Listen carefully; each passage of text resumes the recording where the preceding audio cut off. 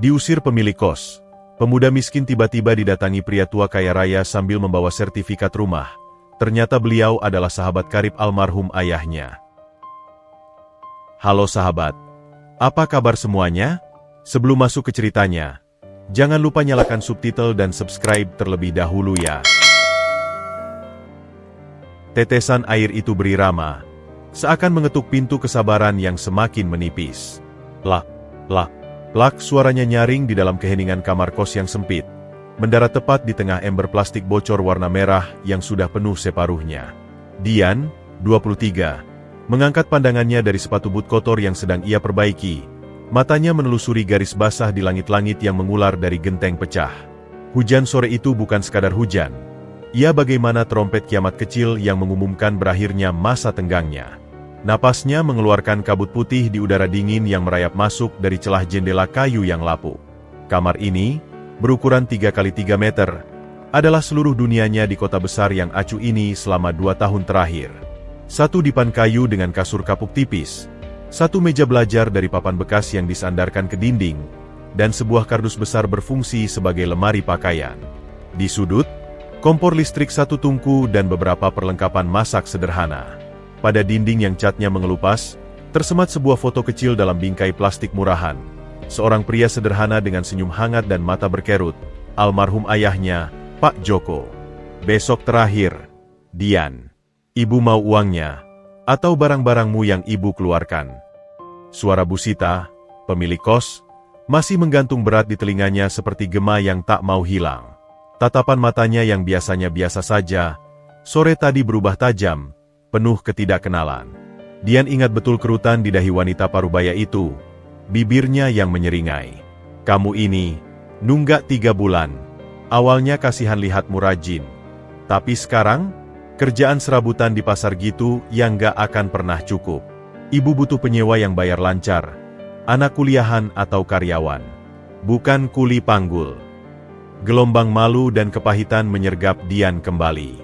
Ia mengepalkan tangannya, kuku-kukunya yang pendek dan kotor menancap di telapak.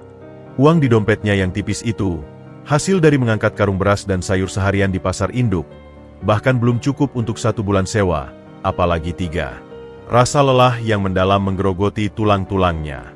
Bukan cuma lelah fisik, tapi lelah oleh ketidakpastian yang tak berujung.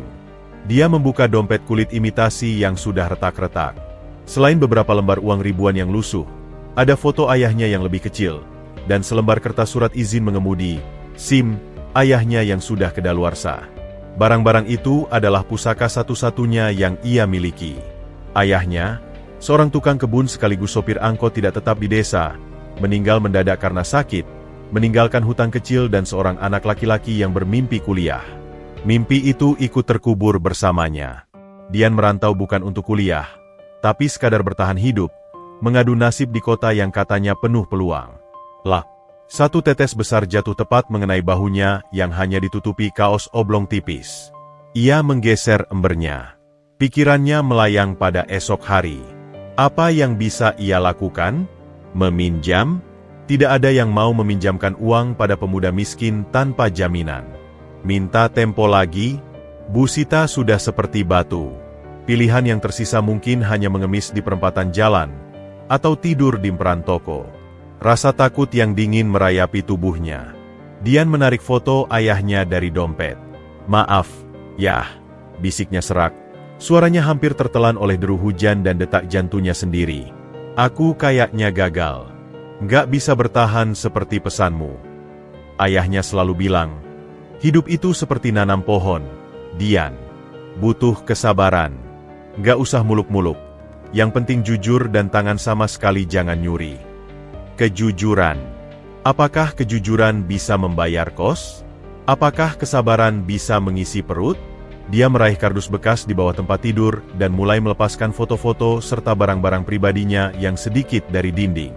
Sebuah poster kecil kota impian yang ia dapat dari koran bekas, beberapa buku catatan berisi coretan-coretan ide bisnis sederhana yang tak pernah kesampaian, satu set pakaian yang paling rapi, sebuah kemeja lengan panjang dan celana kain yang ia simpan untuk wawancara kerja yang tak kunjung datang.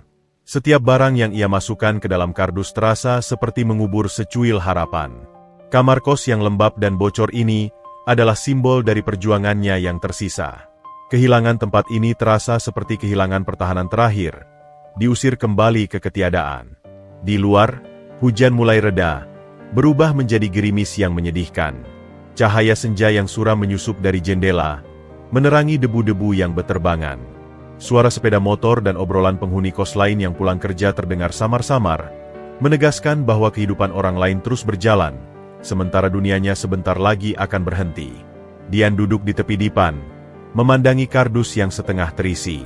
Malam ini adalah malam terakhirnya di bawah atap yang, meski bocor, masih bisa disebut atap. Esok, ia akan menjadi seorang tunawisma. Sebuah gelar yang memalukan, yang jauh dari bayangan ayahnya tentang anaknya yang sukses merantau. Ia memejamkan mata, mencoba mencari kekuatan dari memori ayahnya.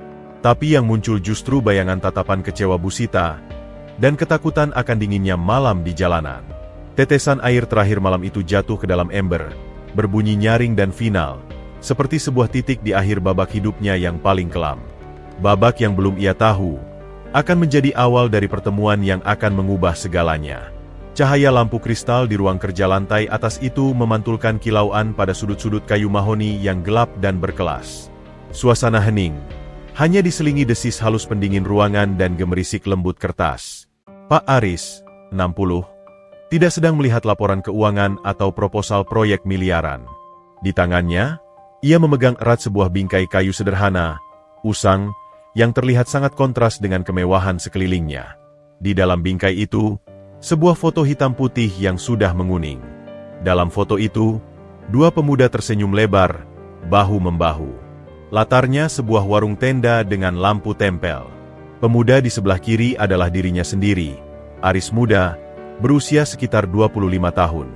Rambut ikal, wajah kurus penuh semangat namun terlihat letih, mengenakan kemeja lengan pendek yang sudah usang. Di sebelahnya, seorang pemuda bertubuh lebih tegap dengan senyum yang lebih hangat, lebih tenang, mengelilingi bahu Aris. Itulah Joko, sahabat karibnya. Jari-jari Pak Aris yang berurat itu dengan lembut menyentuh permukaan foto di balik kaca, tepat pada wajah Joko. Rasa sesak yang akrab kembali menyergap dadanya. Rasa bersalah itu seperti akar yang sudah mengeram puluhan tahun, tumbuh subur di tengah kesuksesan materialnya yang tak terbantahkan. Aris, nggak usah malu-malu. Tinggal aja dulu sini. Satu kasur ya buat kita berdua. Yang penting kita bisa nabung. Kalimat Joko itu masih jelas terdengar di telinganya, seolah baru diucapkan kemarin. Itu terjadi 35 tahun lalu. Aris muda, baru saja bangkrut dari usaha jual beli alat tulis kecil-kecilan. Tunangannya meninggalkannya setelah tahu ia tak punya apa-apa lagi. Dalam keputusasaan, ia nyaris menjadi gelandangan di kota besar ini. Hanya ada satu orang yang mengulurkan tangan tanpa syarat. Joko, yang saat itu bekerja sebagai kernet truk, kemudian sopir angkot, yang hidupnya juga pas-pasan di sebuah kontrakan petak di daerah kumuh. Selama hampir 1 tahun penuh, Joko memberinya tumpangan. Bukan sekadar tempat tidur. Joko membagi makanannya yang sederhana, memberinya semangat di malam-malam ia ingin menyerah, bahkan membantunya mendapatkan pekerjaan serabutan. Orang jujur kayak kamu, Aris, pasti suatu hari nemu jalannya sendiri, kata Joko suatu malam sambil menyeruput teh botol panas. Kejujuran. Itu adalah kata yang selalu melekat pada Joko. Ia pernah mengembalikan dompet penuh uang yang ditemukan di bajajnya, membuat Aris yang kelaparan saat itu hampir marah. Bukan rezeki kita, Ar, ujarnya dengan kalem. Ketika akhirnya Aris mendapatkan peluang kecil di bisnis properti, Jokolah yang dengan bangga mengantarkannya naik angkot, sambil berkata, "Lekas sukses, tapi jangan lupa sama kita-kita yang di bawah ya." Mereka berjanji akan tetap berhubungan. Dan itulah awal dari keterputusannya. Kesibukan, perjuangan, lalu kesuksesan yang datang bertubi-tubi, membuat Aris terlena. Ia pindah ke rumah yang lebih baik, lalu apartemen, kemudian rumah mewah. Lingkungan pergaulannya berubah. Awalnya ia masih mengirim surat ke alamat lama Joko. Kemudian, ia sibuk membangun keluarga, memperbesar usaha. Waktu berlalu dengan cepat. Ia kerap teringat Joko, tapi selalu menunda untuk mencarinya. Nanti saja, saat sudah benar-benar sukses dan punya lebih banyak waktu, begitu bisiknya pada diri sendiri. Rasa malunya juga membayangi. Bagaimana ia datang menemui Joko yang masih sederhana sementara dirinya sudah naik mobil? Apakah Joko akan menganggapnya sombong? Penundaan itu berubah menjadi kelalaian yang berkepanjangan. Hingga suatu hari, sekitar setahun yang lalu, ketika ia didiagnosa mengalami kondisi jantung yang perlu diwaspadai, barulah ia benar-benar tersentak. Pencapaian materi yang segunung tiba-tiba terasa hampa. Dalam renungannya, wajah Joko adalah satu-satunya yang muncul dengan jelas sebagai seseorang yang ia telah hianati, bukan dengan sengaja, tapi dengan lupa. Ia pun memerintahkan asisten pribadinya, Rendra, untuk mencari tahu keberadaan Pak Joko. Pencarian itu ternyata tidak mudah. Alamat kontrakan lama sudah berubah menjadi ruko. Tempat kerja Joko sebagai sopir angkot tidak tercatat. Butuh waktu berbulan-bulan, menyisir dari kenalan lama yang sudah berpencar. Dan kemudian, pukulan itu datang. Sebulan lalu, Rendra menyampaikan laporannya dengan wajah serius. Sudah kami dapatkan informasinya. Pak, Bapak Joko, alamat terakhirnya di Desa Cikarang Selatan. Beliau telah meninggal dunia sekitar 1 tahun yang lalu. Penyakit paru-paru, katanya.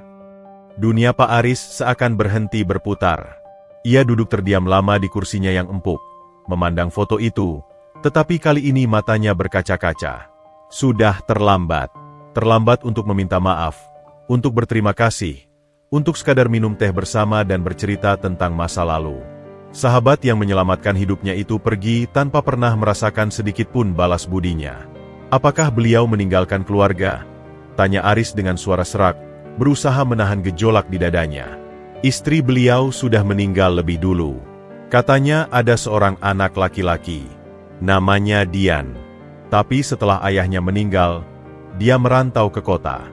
Tidak ada yang tahu alamat pastinya. Kabarnya terakhir bekerja serabutan di sekitar Jakarta. Seorang anak.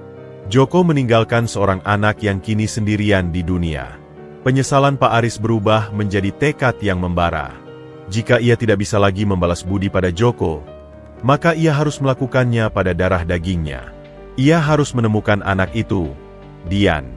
Memberinya setidaknya sebuah permulaan yang lebih baik. Sesuatu yang mungkin akan dilakukan Joko untuk anaknya sendiri seandainya ia masih ada. Temukan dia, Rendra, perintah Pak Aris. Suaranya tegas namun penuh beban. Lakukan apapun. Selidiki setiap kos-kosan murah. Tanya di pasar-pasar, terminal. Aku harus menemukannya. Rendra mengangguk. Meski sedikit bingung dengan urgensi yang tiba-tiba dari bosnya untuk seorang anak orang miskin yang tak dikenal. Malam itu, Pak Aris tidak tidur nyenyak. Ia berdiri di balkon, memandang gemerlap kota yang ia kuasai sebagian. Di balik cahaya-cahaya itu, ada seorang pemuda bernama Dian yang mungkin sedang bergumul dengan kemiskinan dan ketidakpastian, sama seperti dirinya dulu. Bedanya, Dian tidak punya seorang Joko yang menolongnya. Ia menggenggam bingkai foto itu erat-erat. Maafkan aku, Jo, bisiknya pada angin malam. Aku akan mencari anakmu. Aku akan berusaha memperbaiki ini. Pencarian itu telah dimulai. Sebuah upaya menebus penyesalan panjang, yang membawanya pada sebuah kamar kos bocor di pinggiran kota, tanpa ia sadari bahwa waktu bagi seorang pemuda bernama Dian hampir benar-benar habis. Rendra berdiri di depan pintu kos-kosan semi-permanen itu dengan wajah masam. Bau apek campur masakan mie instan memenuhi udara lembab lorong sempit. Ia menyesuaikan dasi bermereknya yang terasa asing di tengah lingkungan kumuh ini. Sebagai asisten pribadi Pak Aris yang ambisius, tugas seperti ini, menjelajahi kandang ayam, dianggapnya merendahkan martabatnya. Tapi perintah bos adalah segalanya. Apalagi bos yang sedang dilanda nostalgia dan penyesalan seperti Pak Aris belakangan ini. Cari seorang pemuda, namanya Dian, anak dari almarhum Joko. Usianya awal 20-an. Kerja serabutan. Mungkin tinggal di tempat seperti ini. Begitu petunjuk Pak Aris. Rendra sudah menjalankan jaringan informannya. Seorang agen pencari informasi, bawah tanah, memberinya petunjuk setelah membayar sejumlah uang. Ada pemuda bernama Dian yang pernah mengangkut barang di pasar induk dan disebut-sebut ngekos di daerah ini. Tidak ada detail lebih lanjut. Ia mengetuk pintu kamar nomor 4, kamar yang menurut pengelola kos, Bu Sita, ditempati oleh seorang pemuda bernama Dian. Tidak ada jawaban. Rendra mengintip dari celah jendela yang tertutup tirai sobek. Kamar itu gelap dan sepi. Nyari siapa? Pak. Suara dari belakangnya membuat Rendra menoleh. Seorang wanita paruh baya dengan rambut disanggul, mengenakan daster bunga-bunga yang lusuh, berdiri di sana dengan tatapan penuh kewaspadaan dan sedikit harapan. Ini pastilah Bu Sita, pemilik kos yang ia temui sebentar tadi. Saya mencari Bapak Dian yang menempati kamar ini, kata Rendra dengan formal, berusaha menyembunyikan rasa jijiknya. Wajah Bu Sita berubah. Kewaspadaan itu berubah menjadi curiga yang tajam. Matanya menyapu tubuh Rendra dari atas ke bawah. Kemeja licin, celana bahan bagus, sepatu kulit mengilat, tas kulit di tangan. Penampilan ini tidak cocok dengan lingkungannya. Dalam benak Bu Sita yang sudah berpengalaman dengan penghuni-penghuni bermasalah, hanya ada beberapa kemungkinan. Debt collector, tukang tagih, atau polisi penyidik. Dian? Dia lagi nggak ada. Ada perlu apa? Tanya Bu Sita, menyilangkan tangannya di dada. Ini urusan pribadi. Bisa saya tahu kira-kira Dian kemana? Atau kapan biasanya pulang? Tanya Rendra, mencoba tetap sopan. Urusan pribadi. Bu Sita mendecakkan bibirnya. Pikirannya langsung melompat ke kesimpulan yang paling masuk akal baginya. Dian pasti punya utang. Pemuda itu memang selalu terlihat kekurangan uang. Dia lagi ngumpulin duit buat bayar kosnya yang telat 3 bulan. Kalau urusan sama dia, ya urusannya pasti sama duit juga dong. Dia ngutang sama bapak. Rendra sedikit bingung. Bukan utang piutang. Bos saya, Pak Aris, ingin bertemu dengannya. Ada urusan keluarga. Urusan keluarga. Bu Sita semakin tidak percaya. Keluarga Dian? Dari mana ada keluarga kaya yang mencari Dian? Yang ia tahu, Dian anak desa yang yatim piatu. Ini pasti akal-akalan saja. Dian itu anak sendirian di sini. Gak punya keluarga yang kayak gitu. Katanya sambil menunjuk penampilan Rendra. Kalau mau nagih utang, ngomong saja yang jujur. Saya juga capek nungguin dia bayar. Rendra mulai kesal. Perempuan ini sok tahu dan membuat segalanya rumit. Bu, saya bukan debt collector. Saya hanya menyampaikan bahwa ada orang yang ingin membantunya. Kalimat, membantunya, justru semakin memperkuat prasangka Bu Sita. Dalam pengalamannya, orang yang datang dengan janji, membantu, biasanya justru membawa masalah lebih besar. Apalagi dengan penampilan necis seperti ini. Ia teringat kasus penghuni kos sebelumnya yang diculik debt collector karena utang judi. Bantu? Bantu apanya? Yang jelas, sejak ada yang nyari-nyari dia, Dian jadi lebih ketakutan dan susah dicari. Saya nggak mau ada masalah di tempat saya. Kos saya ini tempat orang-orang baik. Bu Sita mulai meninggikan suaranya, ingin menunjukkan otoritasnya sekaligus membuat keributan agar tetangga kos mendengar. Kalau mau cari dia, cari sendiri. Jangan bawa-bawa nama kos saya. Beberapa pintu kamar lain mulai terbuka. Beberapa penghuni, kebanyakan buruh pabrik dan pedagang kecil, menyembulkan kepala dengan ekspresi penasaran dan waspada. Rendra merasa terjebak dalam situasi yang memalukan. Darahnya mendidih. Tugas sederhana menemukan seseorang berubah menjadi drama kriminal karena salah paham seorang wanita tua yang kolot. Ia tak ingin berdebat lebih lama. Baik, Bu. Maaf telah mengganggu, ucap Rendra melalui greeted teeth, berusaha menjaga profesionalisme. Ia mengeluarkan kartu namanya yang elegan. Kalau Dian muncul, tolong berikan kartu ini padanya. Katakan Pak Aris ingin bertemu. Ini sangat penting. Bu Sita menerima kartu itu dengan enggan, hampir tidak melihatnya. Saya lihat dulu, gerutunya. Rendra pergi dengan langkah cepat. Rasa frustasi membara di dada. Ia gagal. Dan kegagalan ini harus dilaporkan kepada Pak Aris. Ia membayangkan betapa kecewanya sang bos. Di dalam kamarnya yang gelap karena tirai sengaja ditutup rapat, Dian sebenarnya sedang berada di sana. Ia mendengar seluruh percakapan itu dengan jantung berdebar kencang. Ia baru saja pulang lebih awal karena tidak ada barang yang perlu diangkut di pasar. Ketika mendengar suara orang asing menanyakan dirinya, naluri survivalnya langsung bekerja. Ia mengintip dari celah tirai dan melihat seorang pria berpenampilan mewah. Pikirannya langsung melesat ke hal paling menakutkan. Apakah ada masalah hukum? Apakah ia tidak sengaja melanggar aturan? Atau jangan-jangan ada orang yang menuduhnya mencuri? Ketika Bu Sita menyebut kata utang dan debt collector, rasa takutnya mencapai puncak. Ia tidak berutang pada siapapun. Tapi siapa yang tahu, mungkin ada kesalahan identitas. Di kota besar ini, segala kemungkinan buruk bisa terjadi pada orang miskin seperti dirinya. Ia mendengar Bu Sita membela tempat kosnya dengan cara mengancam dirinya secara tidak langsung. Dan ketika Rendra pergi, ia mendengar langkah Bu Sita mendekati pintunya. "Dian, kau di dalam? Aku tahu kau di dalam." Suara Bu Sita mengetuk-ngetuk pintu dengan keras. Dian diam, menahan napas. "Dengarkan baik-baik. Aku nggak tahu apa masalahmu, tapi orang necis kayak gitu nyari-nyari kamu. Pasti nggak ada urusan bagus. Kamu narik masalah ke sini.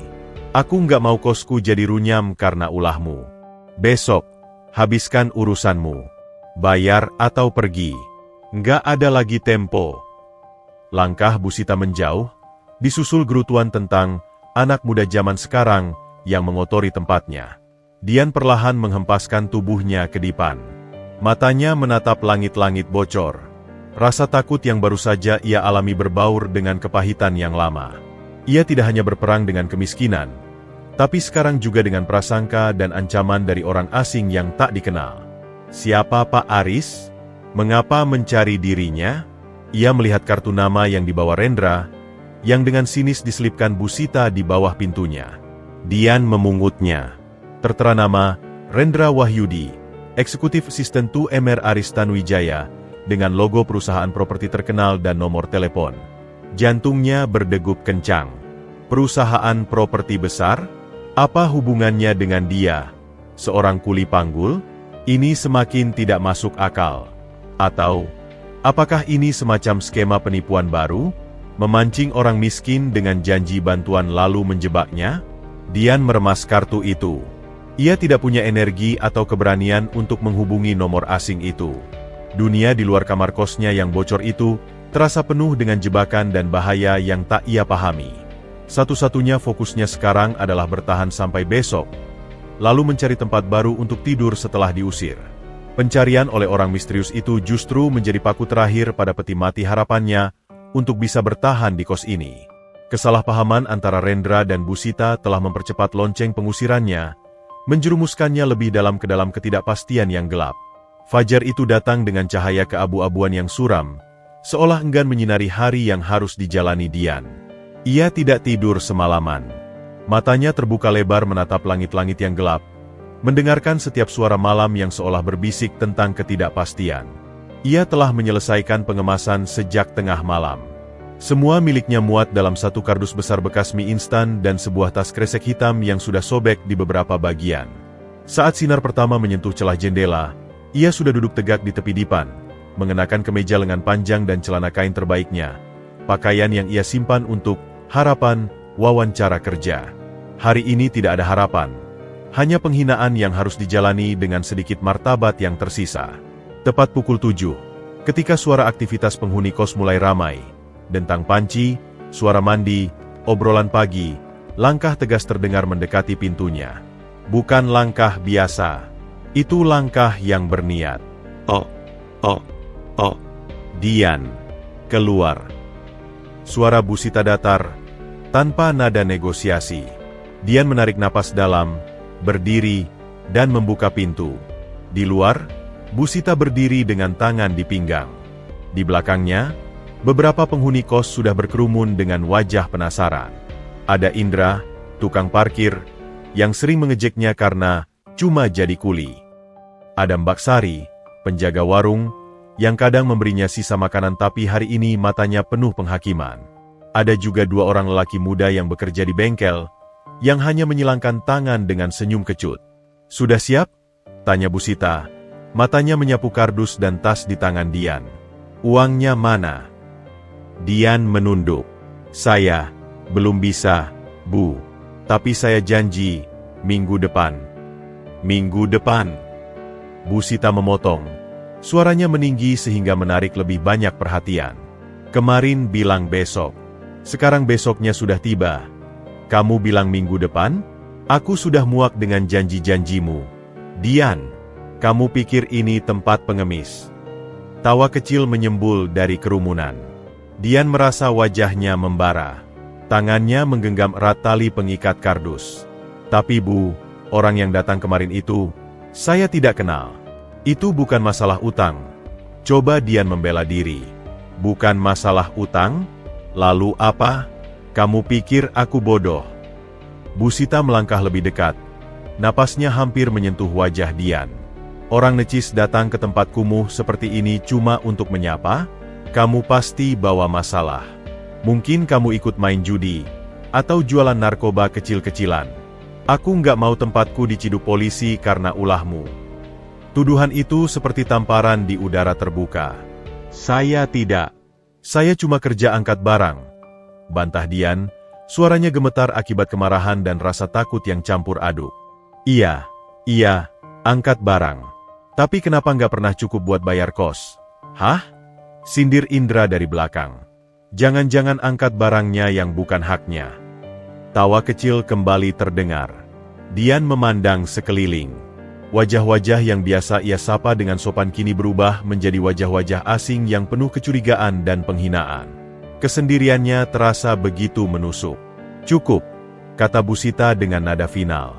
Aku sudah kasih kamu cukup waktu. Sekarang, keluar.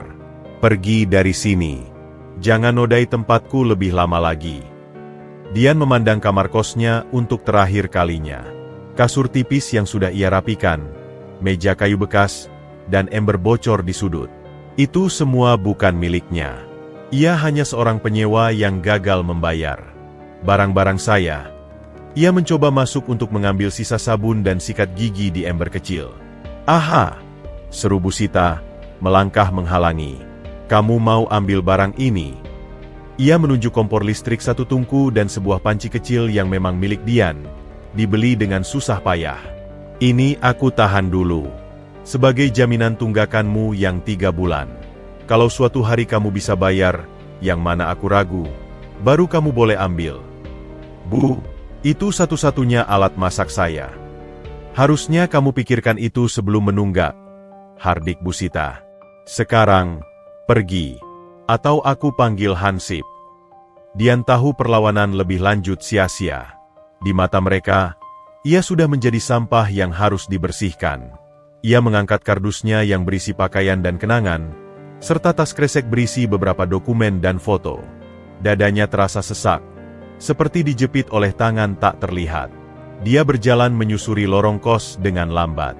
Setiap langkahnya diiringi bisik-bisik dan tatapan dari penghuni lain yang mengintip dari balik pintu. Seorang ibu muda yang biasa ia bantu mengangkat galon air pun cepat-cepat menutup pintunya, menghindari kontak mata. Sampai di pintu gerbang kos yang hanya berupa pagar besi sederhana, Dian menoleh sekali lagi. Bu Sita masih berdiri di sana, bersama beberapa penonton, memastikan ia benar-benar pergi. Wajah wanita itu tidak lagi menunjukkan kemarahan, tetapi kepuasan karena telah membersihkan masalah dari propertinya. Jangan kembali sebelum bawa uang 3 bulan, ya? Teriak Indra, disambut senyum beberapa orang. Dian tidak menjawab. Ia memalingkan wajah dan melangkah ke jalan. Saat itu juga, hujan rintik-rintik mulai turun, seolah alam ikut menertawakannya. Dia berjalan tanpa tujuan pasti. Kardus di tangannya terasa semakin berat. Hujan membuat kardus itu lembek dan berisi korobek. Ia mencari tempat teduh. Akhirnya berteduh di bawah atap seng sebuah warung nasi yang belum buka. Ia duduk di lantai dingin, memeluk kardusnya, mencoba menahan air mata yang panas membakar sudut matanya. Penghinaan tadi bergema di kepalanya. Kata-kata, pengemis, penjudi, pengedar.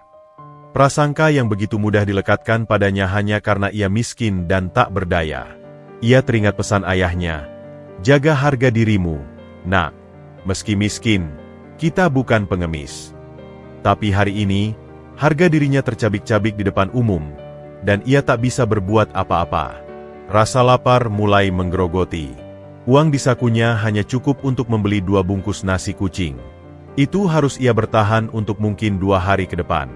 Ia memikirkan kartu nama yang ia remas dan ia sisipkan di saku celananya. Pak Aris. Satu-satunya petunjuk yang ia punya tentang mengapa hidupnya berantakan sejak kemarin. Tapi apakah menghubungi orang asing itu akan membuatnya lebih baik? Atau justru menjerumuskannya ke masalah yang lebih dalam? Dian menundukkan kepalanya ke lutut. Suara hujan dan lalu lintas menjadi soundtrack bagi kehancurannya. Ia bukan lagi seorang penyewa kamar kos. Ia sekarang adalah tunawisma. Sebuah identitas yang menakutkan. Titik terendah yang tak pernah ia bayangkan akan ia capai. Di tengah keputusasaan itu, satu hal yang ia pegang. Ia tidak akan mengemis. Ayahnya tidak membesarkannya untuk itu. Entah bagaimana, entah dengan cara apa, ia harus bertahan. Meski hari ini ia diusir dengan menghinakan, meski ia tidak tahu di mana akan tidur malam nanti, nyala api kecil di dalam hatinya belum sepenuhnya padam. Api keinginan untuk membuktikan bahwa ia bukan seperti yang mereka katakan. Dan entah mengapa, nama, Aris, itu terus menghantui pikirannya, seperti sebuah teka-teki yang bisa menjadi jawaban atau malah petaka. Hujan malam itu seperti tirai kelabu yang memisahkan Dian dari dunia yang ramah. Setelah seharian menggelandang, kakinya pegal, pikirannya keluh. Uang Rp20.000 terakhirnya ia habiskan untuk menyewa bangku di sebuah warung kopi 24 jam di pinggir jalan besar. Bukan untuk kopi, tapi hanya untuk hak berteduh dan akses ke kamar mandi yang kotor. Ia duduk di sudut paling belakang. Meja kecilnya didominasi oleh kardus lembab yang nyaris robek dan tas kresek hitam. Kepalanya tertunduk ke meja kayu yang penuh coretan, lengan melindungi wajahnya. Tubuhnya lelah, tapi pikirannya terjaga, dipenuhi ulangan adegan pengusiran dan tatapan-tatapan menghina. Pak Aris jarang menyetir sendiri di malam hari. Biasanya sopirnya yang mengantarnya. Tapi malam ini, setelah rapat yang melelahkan dengan keluarga besarnya yang kembali mempertanyakan niatnya mencari anak orang miskin, ia merasa perlu udara. Ia menyetir mobil SUV hitamnya, meluncur di jalanan yang sepi oleh hujan.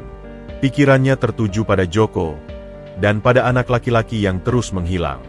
Laporan Rendra tentang kegagalan dan kesalahpahaman di kos-kosan hanya menambah frustrasinya. Dia pasti sudah pergi dari sana, Pak. Dan pemilik kosnya seperti orang gila, lapor Rendra. Hatinya merasa berat. Ia membayangkan anak Joko, sendirian, mungkin ketakutan, berpikir ada yang mengejarnya. Rasa bersalah itu semakin menjadi-jadi. Secara tak sengaja, ia mengambil rute alternatif yang lebih sepi, melewati kawasan yang lebih tua, dan matanya menangkap cahaya neon biru dari sebuah warung kopi sederhana, Kopi 24.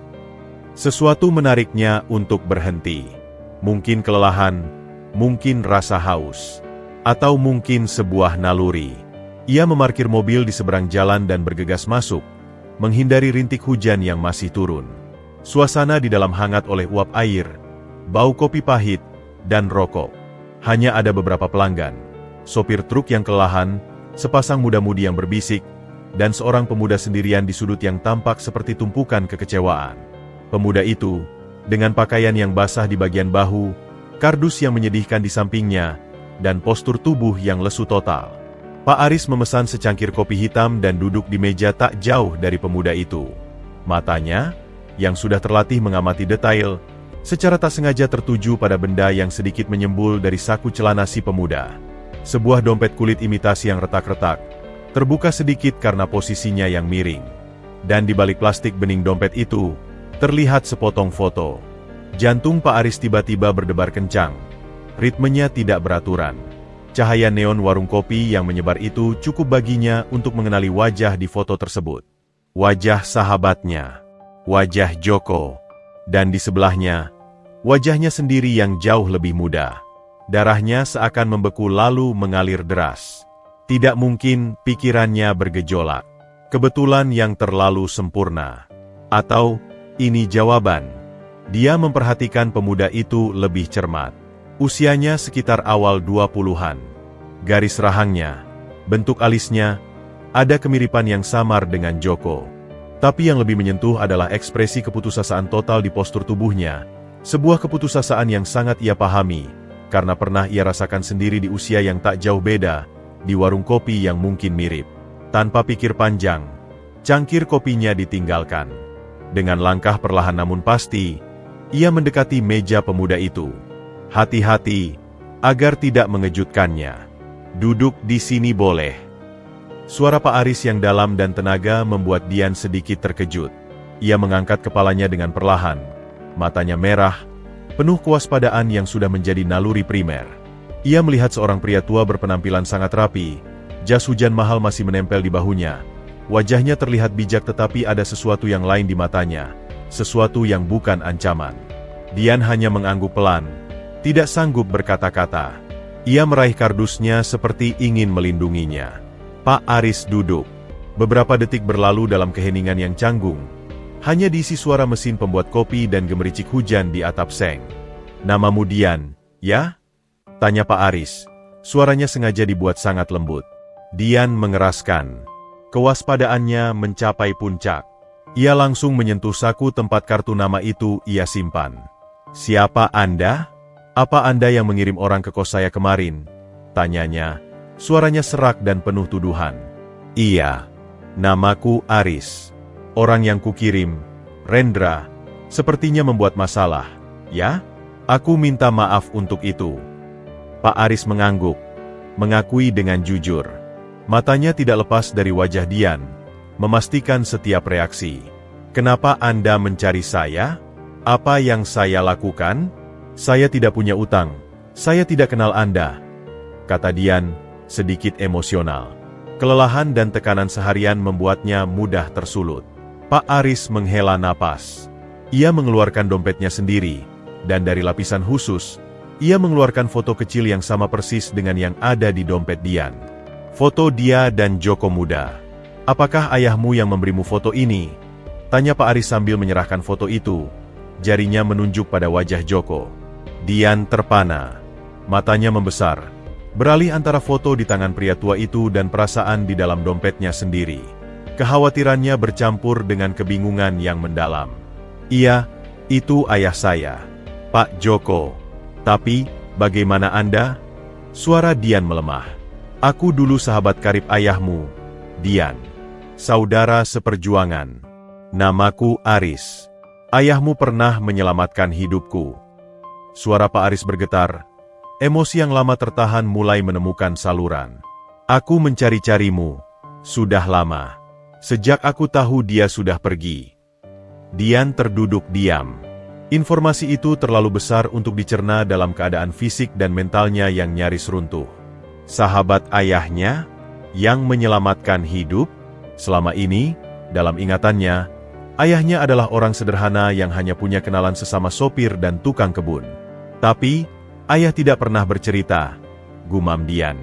"Mungkin karena ayahmu bukan orang yang suka pamer jasa. Atau, mungkin karena aku yang membuatnya kecewa." Rasa bersalah itu kembali muncul di raut wajah Pak Aris. "Aku pergi, sibuk dengan dunianya sendiri, dan melupakan sahabat yang pernah menolongku di saat paling sulit. Aku tidak pernah sempat membalas budinya. Dan sekarang..." Matanya memandang Dian yang lusuh, kardusnya yang lembab. "Sekarang aku menemukan anaknya dalam keadaan seperti ini. Di warung kopi, sendirian, di tengah hujan." Kalimat terakhir itu diucapkan dengan nada yang hancur. Sebuah pengakuan langsung atas kegagalannya, baik terhadap Joko maupun terhadap anak di depannya. Air mata yang selama hari ini ditahan Dian oleh harga diri dan ketakutan, tiba-tiba menemukan celah. Bukan karena belas kasihan dari pria ini, tapi karena ada seseorang yang mengenal ayahnya, yang menyebut nama ayahnya dengan penuh rasa sayang dan penyesalan yang tulus. Itu mengingatkannya bahwa ayahnya bukanlah orang yang dilupakan dunia, bahwa kebaikan ayahnya pernah berarti bagi seseorang. Tangisnya pecah, diam-diam, air mata mengalir deras di wajahnya yang kotor. Ia tidak lagi mampu menahannya. Semua beban, kematian ayah, perjuangan sendirian, pengusiran yang menghinakan, ketakutan akan masa depan, semuanya tumpah ruah. Melihat itu, Pak Aris tidak berkata apa-apa. Ia hanya mengangguk pelan. Matanya juga berkaca-kaca. Ia membiarkan anak sahabatnya itu menangis, melepaskan segalanya. Di warung kopi sederhana itu, di bawah cahaya neon yang berkedip, dua generasi yang dipisahkan oleh waktu dan takdir, tetapi dihubungkan oleh kenangan tentang seorang pria baik bernama Joko, akhirnya bertemu. Pertemuan yang diawali dengan kesalahpahaman, ketakutan, dan penyesalan. Namun mulai merajut benang pengharapan baru di tengah malam yang paling gelap bagi Dian. Pak Aris tahu, ini bukan lagi sekadar membalas budi. Ini adalah tanggung jawab dari hati yang sudah terlalu lama mengabaikan suara nuraninya. Udara di dalam mobil SUV yang hangat dan wangi itu terasa asing bagi Dian. Kelembutan kulit jok, kesunyian yang hampir sempurna setelah pintu tertutup rapat, dan sorot lampu interior yang redup menciptakan ruang terpisah dari kenyataan kotor di luar jendela. Hujan masih mengetuk atap mobil dengan rintik-rintik halus. Dian duduk di kursi penumpang, tubuhnya kaku, kardus lembabnya dipegang erat di pangkuan seperti satu-satunya jangkar di dunia yang tiba-tiba berputar kencang. Pak Aris tidak langsung menyetir. Ia duduk sejenak, kedua tangan masih menggenggam kemudi, menatap ke depan melalui kaca depan yang dibersihkan berulang kali oleh wiper. Napasnya dalam, seperti mengumpulkan keberanian untuk membuka luka lama. Dulu, ia mulai, suaranya rendah tapi jelas di dalam keheningan mobil. Aku dan ayahmu datang ke kota ini hampir berbarengan. Aku dari Semarang, dia dari Cikarang. Bedanya, dia sudah punya skill nyetir. Aku, cuma punya mimpi besar dan sedikit bekal yang cepat habis. Dian mendengarkan, matanya sedikit terbuka lebar, menatap profil pria tua di sebelahnya. Aku mencoba usaha jual beli alat tulis. Gagal total. Tunanganku saat itu. Ia berhenti sejenak. Pergi, membawa sisa-sisa hartaku. Aku tinggal sendirian di sebuah losmen kumuh. Uang habis, mau pulang tak punya muka. Rasa malu itu besar sekali, Dian. Rasanya seperti dunia runtuh. Ia menoleh ke Dian, seakan memastikan pemuda itu mengerti beratnya kata dunia runtuh. Dian mengangguk pelan. Ia paham. Ia baru saja merasakan versi yang berbeda. Waktu itu, aku numpang angkot yang dikemudikan ayahmu. Aku duduk di depan, mungkin wajahku terlihat sangat sengsara. Kita ngobrol. Aku cerita sekadarnya. Aku pikir itu hanya obrolan biasa dengan sopir. Tapi saat turun, dia menahanku. Masih punya tempat tinggal? Tanyanya. Aku menggeleng. Lalu dia bilang sesuatu yang tak akan pernah aku lupa. Kalau belum punya, ikut saya dulu.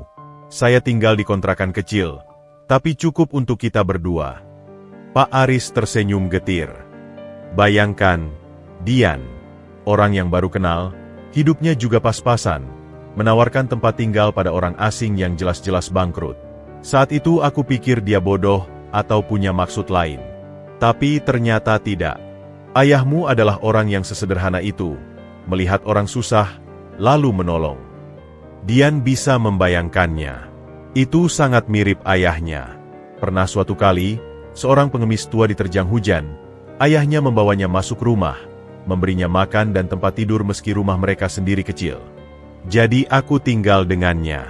Kontrakannya cuma satu kamar. Dian. Lebih kecil dari kamar kosmu. Satu kasur di lantai. Kita berdua tidur di sana. Satu kompor minyak tanah untuk masak.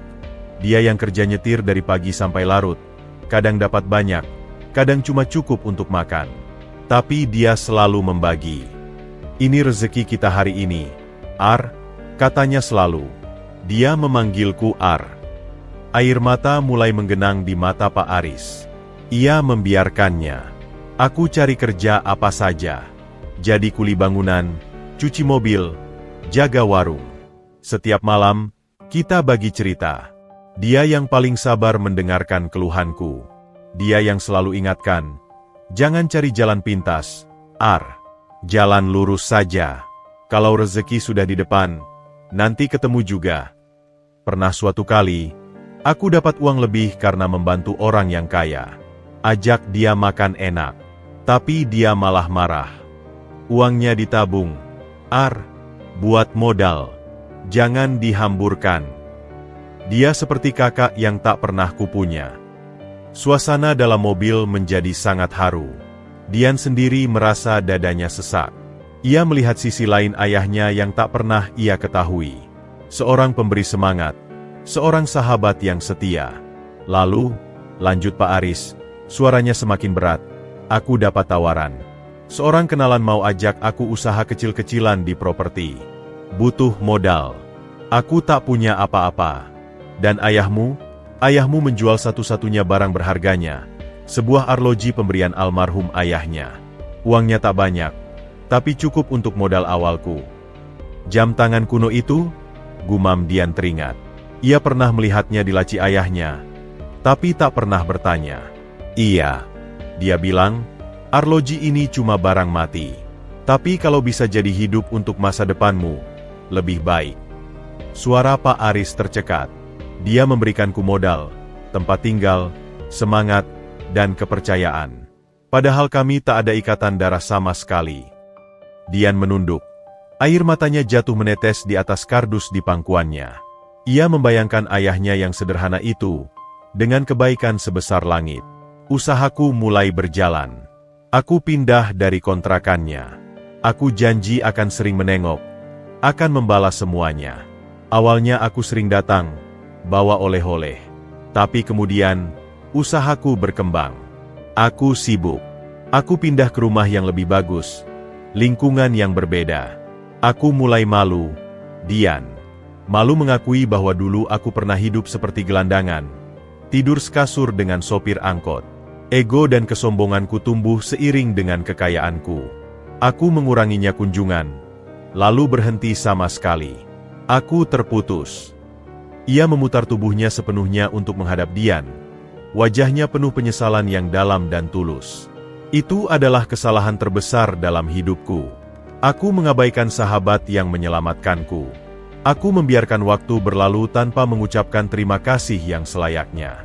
Dan ketika aku akhirnya sadar, ketika kekayaan dan pencapaian ini terasa hampa tanpa ada orang yang bisa kukenang perjuangannya bersamaku, aku mencari ayahmu lagi. Tapi, ternyata sudah terlambat. Tangis itu akhirnya tumpah. Pak Aris, pria berusia 60 tahun yang biasanya sangat terkendali, menangis di depan anak sahabatnya.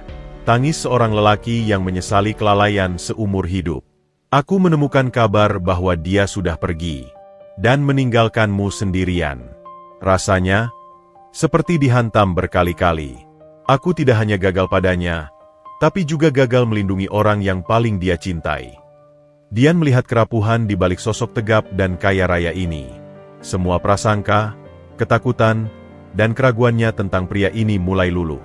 Ini bukan tentang skema atau penipuan. Ini tentang penyesalan manusia yang sangat nyata. Jadi, Anda mencari saya untuk? Tanya Dian, masih mencoba memahami. Untuk meminta maaf, pertama-tama, kepada ayahmu, melalui kamu. Dan untuk mencoba, sekecil apapun, membenahkan kesalahanku. Aku tidak bisa mengembalikan ayahmu. Tapi aku bisa memastikan anaknya tidak harus merasakan pahitnya kehidupan yang dulu pernah ayahmu selamatkan aku darinya. Pak Aris mengusap air matanya. Aku tahu ini tak menggantikan apapun. Tapi izinkan aku, Dian. Izinkan aku untuk membantumu, seperti ayahmu dulu membantuku. Dian diam untuk waktu yang lama. Hujan di luar sudah berhenti, meninggalkan keheningan basah. Cerita tadi adalah potongan puzzle yang hilang dari kehidupan ayahnya. Ia selalu tahu ayahnya orang baik, tetapi kini ia tahu kebaikan itu begitu dalam dan berdampak. Jam tangan itu, kata Dian akhirnya. Ayah pernah bilang, itu untuk investasi masa depan. Tapi dia tak pernah bilang untuk siapa.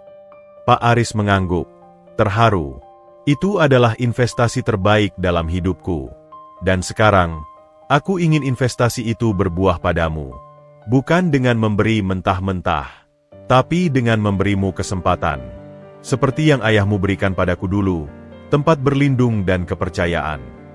Dian memandang kardus lembab di pangkuannya, lalu menatap wajah Pak Aris yang penuh harap dan penyesalan.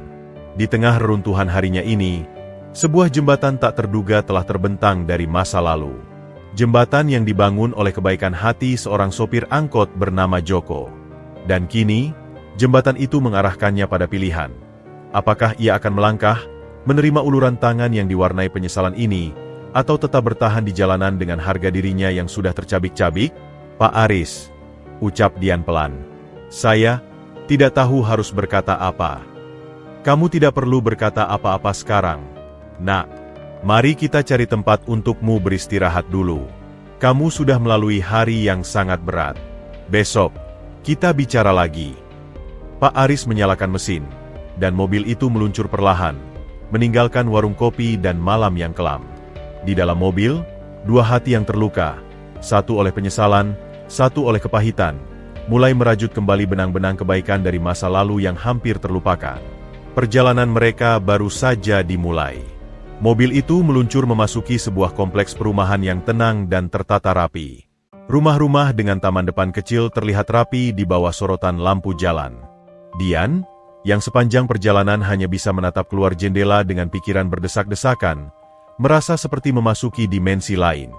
Ia masih memeluk kardusnya erat-erat, sebagai satu-satunya benda yang menghubungkannya dengan realitas sebelumnya. Pak Aris menghentikan mobil di depan sebuah rumah Type 36. Catnya putih bersih, pagar besi hitam sederhana, dan sebuah pohon pucuk merah kecil di teras. Rumah itu tidak mewah, tetapi terlihat sangat kokoh, nyaman, dan, yang paling penting, terpelihara dengan baik. Lampu teras menyala, menyambut mereka. Kita sampai, ucap Pak Aris, mematikan mesin. Dian hanya bisa mengangguk. Lidahnya terasa kaku. Mereka turun, dan Pak Aris membuka pintu pagar lalu pintu depan rumah dengan sebuah kunci. Begitu masuk, aroma baru, campuran cat, kayu, dan kesegaran, menyambut mereka. Lampu hidup menerangi ruang tamu yang sederhana namun lengkap. Satu set sofa kecil, meja kayu, lemari rak. Lantainya keramik mengilap. Ada dua pintu menuju kamar, dan di belakang terlihat dapur kecil yang rapi. Ini, gumam Dian, matanya berkeliling. Sebuah rumah, kata Pak Aris dengan suara lembut. Dulu aku membeli beberapa unit di kompleks ini untuk investasi. Yang satu ini sedang kosong. Ia mengajak Dian berkeliling.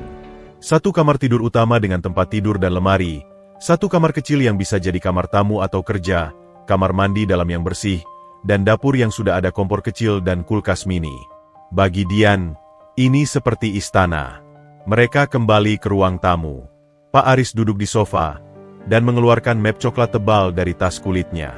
Dian masih berdiri, merasa dirinya terlalu kotor dan lembab untuk menyentuh sofa yang masih berbalut plastik pembungkus.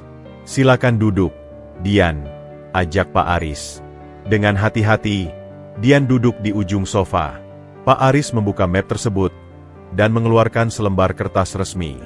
Dian bisa membaca tulisan besar di atasnya, sertifikat hak milik.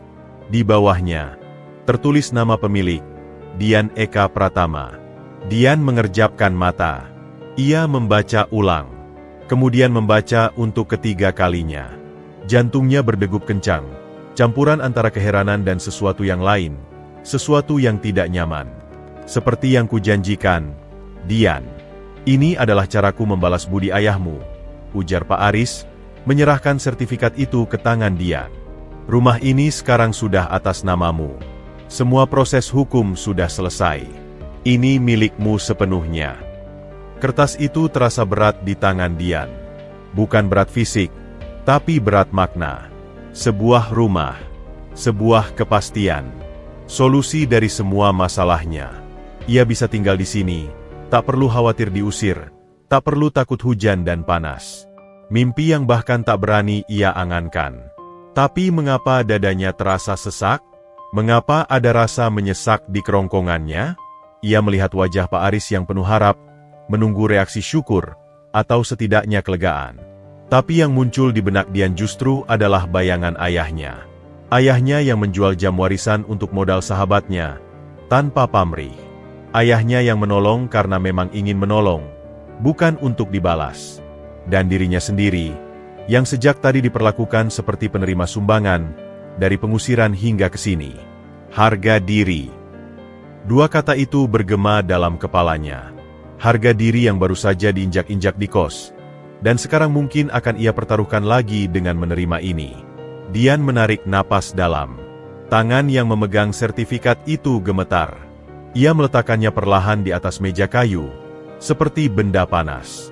Pak Aris, ucapnya, suaranya lebih tegas dari yang ia kira. Saya sangat menghargai maksud baik Bapak. Sangat. Cerita Bapak tentang ayah saya, itu berarti segalanya bagi saya. Pak Aris mengangguk, tersenyum kecil. Masih menunggu kata, terima kasih, yang biasanya menyusul. Tapi, lanjut Dian, dan kata, tapi, itu membuat senyum Pak Aris pudar. Saya tidak bisa menerima ini. Keheningan menyergap ruangan. Hanya suara kulkas mini yang berdengung pelat dari dapur. Apa? Pak Aris terduduk lebih tegak. Wajahnya menunjukkan kebingungan yang tulus. Kenapa tidak? Ini sudah hakmu. Tidak ada strings attached, Dian. Murni pemberian. Itu justru masalahnya, Pak. Jawab Dian, berusaha menjaga suaranya tetap hormat namun jelas. Ini terlalu besar. Saya bukan pengemis. Saya bukan orang yang bisa menerima pemberian seperti ini tanpa berusaha apa-apa. Air matanya menggenang lagi. Kali ini bukan karena sedih, tetapi karena gejolak harga diri. Ayah saya dulu menolong Bapak karena itu benar. Bukan karena mengharapkan rumah sebagai balasan. Kalau saya terima ini, rasanya seperti saya menjual kebaikan ayah saya. Dan saya merasa seperti orang yang tak berdaya yang hanya bisa menerima belas kasihan. Belas kasihan? Tidak, Dian, ini bukan. Tapi rasanya seperti itu bagi saya. Potong Dian, suaranya sedikit meninggi. Hari ini, saya diusir dari kos karena dianggap sampah. Dan malam ini, saya tiba-tiba diberi rumah. Apa bedanya saya? Saya masih orang yang sama. Dian, yang tidak punya apa-apa. Hanya saja sekarang ada orang kaya yang merasa bersalah. Ia menyadari kata-katanya mungkin kasar, tapi itu yang ia rasakan. Saya ingin bisa seperti ayah saya, Pak. Bisa menolong orang lain. Bisa berdiri dengan kaki sendiri. Kalau saya terima rumah ini, bagaimana saya bisa belajar berdiri? Saya akan selalu merasa bahwa semua yang saya punya adalah karena pemberian, bukan karena usaha saya. Pak Aris terdiam lama.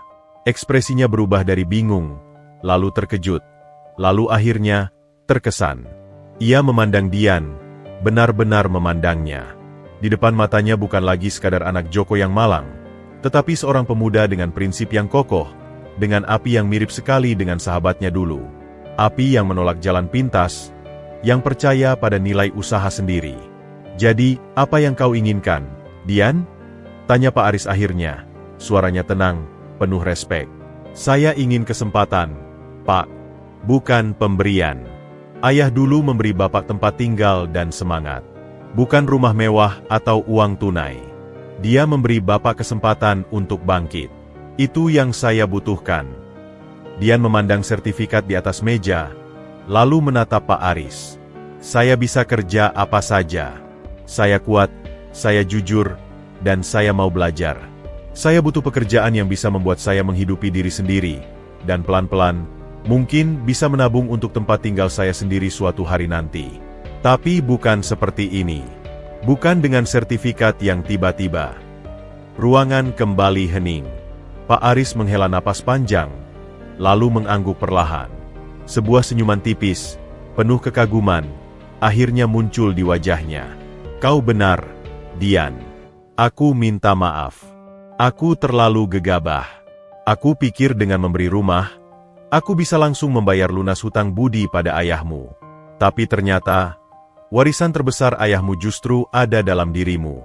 Prinsip itu, harga diri itu yang lebih berharga dari 10 rumah sekalipun.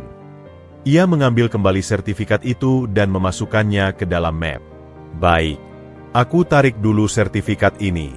Tapi, tawaran pekerjaan dan tempat tinggal sementara, itu masih berlaku.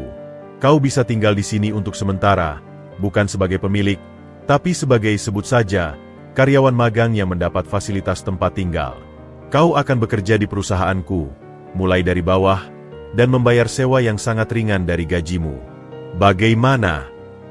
Rasa lega yang luar biasa menyebar di dada Dian. Ini yang ia inginkan. Sebuah jalan, bukan sebuah pemberian. Sewa yang wajar.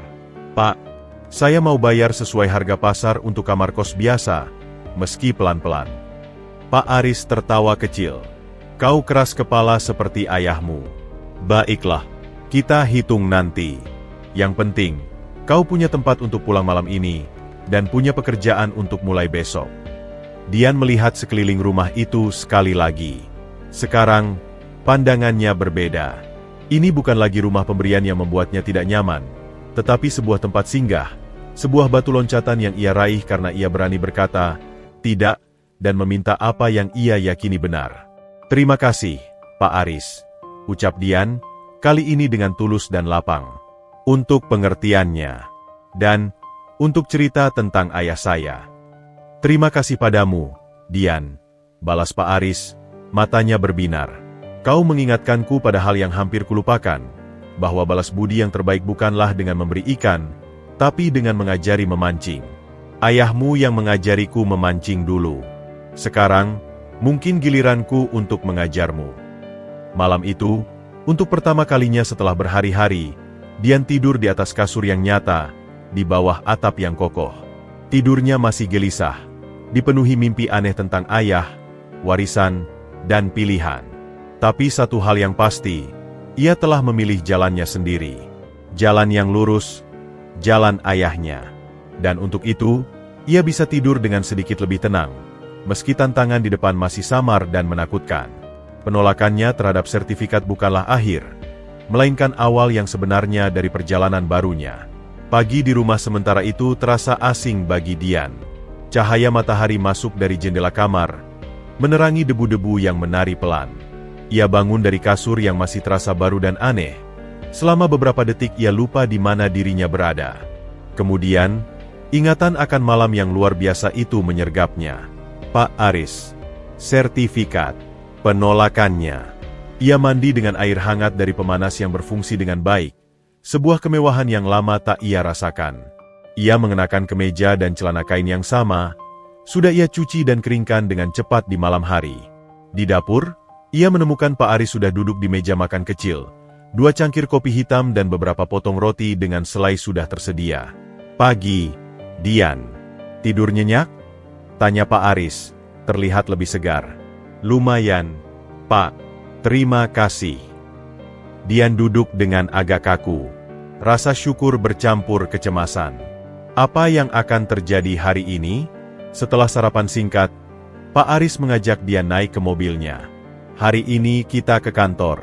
Aku akan perkenalkan kamu dan kita buat pengaturan yang sesuai dengan permintaanmu. Perjalanan ke pusat kota semakin membuat Dian nervous. Mobil mewah ini, pakaiannya yang sederhana, dan masa depannya yang belum jelas terasa seperti campuran yang mudah meledak. Mereka tiba di sebuah gedung perkantoran tinggi berlantai kaca yang megah. Pelang besar bertuliskan Tanujaya Group terpampang gagah. Begitu masuk ke lobi yang dingin dan berkilau dengan marmer, Dian merasa semua mata tertuju padanya. Para karyawan yang berbusana rapi, security yang berdiri tegap, semuanya menyoroti-nya dengan pandangan penasaran dan sedikit merendahkan. Dia mengikuti Pak Aris ke lift eksklusif yang langsung menuju lantai paling atas. Kantor pribadi Pak Aris sangat luas, dengan view kota yang memukau dari balik kaca dari lantai ke langit-langit. Di sana, seorang pria dengan kemeja rapih dan wajah yang Dian ingat dengan seketika sudah menunggu. Rendra, asisten yang datang ke kosnya dulu. Pak Aris, sapa Rendra, lalu matanya beralih ke Dian dengan ekspresi yang sulit dibaca, campuran antara keheranan, penilaian, dan sesuatu yang mirip dengan sinisme yang tertahan. Rendra, ini Dian, putra dari sahabat lamaku. Dian, ini Rendra, asisten kepercayaanku. Pak Aris memperkenalkan mereka dengan lugas. Rendra mengulurkan tangan. Senang bertemu secara resmi, Dian. Jabatannya kuat, cepat, dan dingin. Dian membalas dengan singkat, merasakan energi tidak bersahabat dari pria ini. Rendra, aku ingin Dian bergabung dengan kita. Dia akan mulai sebagai magang di divisi operasional proyek. Saya ingin dia belajar dari bawah. Selain itu, untuk sementara, dia akan menempati unit Riverside yang kosong. Kita akan hitung sebagai tunjangan tempat tinggal dengan potongan gaji yang sesuai. Rendra nyaris tak bisa menyembunyikan kejengkangannya. Matanya membelalak sepersekian detik sebelum kembali netral. Magang di divisi operasional. Pak, itu? Lapangan biasanya cukup keras. Dan untuk tunjangan tempat tinggal di Riverside. Ia terdengar ragu. Justru karena keras, dia akan belajar banyak. sahut Pak Aris tegas. Dan untuk tempat tinggal, itu sudah keputusanku. Kamu yang urus administrasinya. Rendra, buatkan kontrak magang 6 bulan untuk Dian, dengan gaji UMR dan potongan untuk sewa sesuai harga kamar kos sederhana di sekitar sana. Baik, Pak. Rendra mengangguk. Tapi tatapannya pada Dian kini jelas penuh pertanyaan dan mungkin ancaman. Di matanya, Dian hanyalah anak bawang yang mengambil keuntungan dari nostalgia bosnya. Dan, Rendra, tambah Pak Aris, suaranya lebih rendah namun penuh otoritas. Dian akan diperlakukan persis seperti magang lainnya. Tidak ada perlakuan khusus. Tapi juga tidak ada halangan yang tidak perlu. Dia di sini untuk belajar dan bekerja. Paham. Paham sepenuhnya, Pak. Rendra mengangguk lagi. Kali ini dengan ekspresi yang benar-benar tertutup. Bagus. Sekarang, tolong antar Dian ke divisi SDM untuk proses administrasi, lalu ke Pak Joni di divisi operasional proyek perumahan Taman Melati. Rendra mengajak Dian keluar dari ruangan yang megah itu. Begitu pintu tertutup, suasana di koridor berubah. Rendra berjalan cepat, dan Dian harus berusaha mengikuti. Jadi, kamu anaknya siapa lagi? Tanya Rendra tiba-tiba, tanpa menoleh. Almarhum Pak Joko, sahabat Pak Aris. Jawab Dian singkat. Ah, iya, sahabat masa kecil. Rendra mengucapkannya dengan nada yang membuat kata sahabat terdengar remeh. Kamu beruntung. Jarang sekali ada yang bisa dapat fasilitas seperti ini langsung di hari pertama. Ia menoleh, memberikan senyum tipis yang tidak sampai ke mata. Tapi ingat, di sini kita semua bekerja keras. Jangan harap ada keringanan hanya karena kamu kenal bos. Iya, saya siap kerja keras, jawab Dian, mencoba tidak terpancing. Proses di SDM berjalan cepat, terlalu cepat, seolah Rendra yang mengatur segalanya. Dian menandatangani kontrak magang yang sudah disiapkan. Gajinya memang sesuai UMR, dan ada potongan untuk sewa akomodasi yang jumlahnya wajar untuk sebuah kamar kos, jauh di bawah nilai sewa rumah sesungguhnya. Dian merasa ini adil. Kemudian, Rendra mengantarnya ke proyek perumahan di pinggir kota. Lokasinya berdebu, panas, dan bising. Truk-truk lalu lalang. Suara mesin diesel dan palu mengetuk besi memenuhi udara. Pak Joni, mandor proyek yang berkulit gelap dan bertampang sangar, sudah menunggu dengan arms crossed. Ini magang baru, Joni. Dari Pak Bos langsung. Namanya Dian, kata Rendra. Pak Joni mengukur Dian dari ujung kepala sampai kaki. Raut wajahnya tidak antusias. Anak magang? Di sini? Dia bisa apa? Dia mau belajar. Kasih dia tugas-tugas dasar dulu. Pengawasan material, bantu laporan harian, apa saja. Rendra menepuk bahu Pak Joni. Dia titipan Pak Bos. Tapi perlakukan seperti biasa ya. Kalimat terakhir diucapkan dengan tekanan aneh, seolah mengisyaratkan hal sebaliknya. Begitu Rendra pergi, Pak Joni langsung berubah. Dari kantor pusat, ya? Titipan bos? Baik. Ia tersenyum kecut. Kamu lihat tumpukan semen di sana? Itu baru datang. Hitung jumlahnya, catat di clipboard ini. Pastikan tidak ada yang kurang. Lapor ke aku nanti. Tugas itu terdengar sederhana. Namun, tumpukan semen itu berada di area terbuka yang sangat panas. Setiap karung harus dihitung satu persatu, dan catatannya harus rinci. Dian mengangguk, mengambil clipboard, dan mulai bekerja. Hari itu adalah penyiksaan fisik dan mental.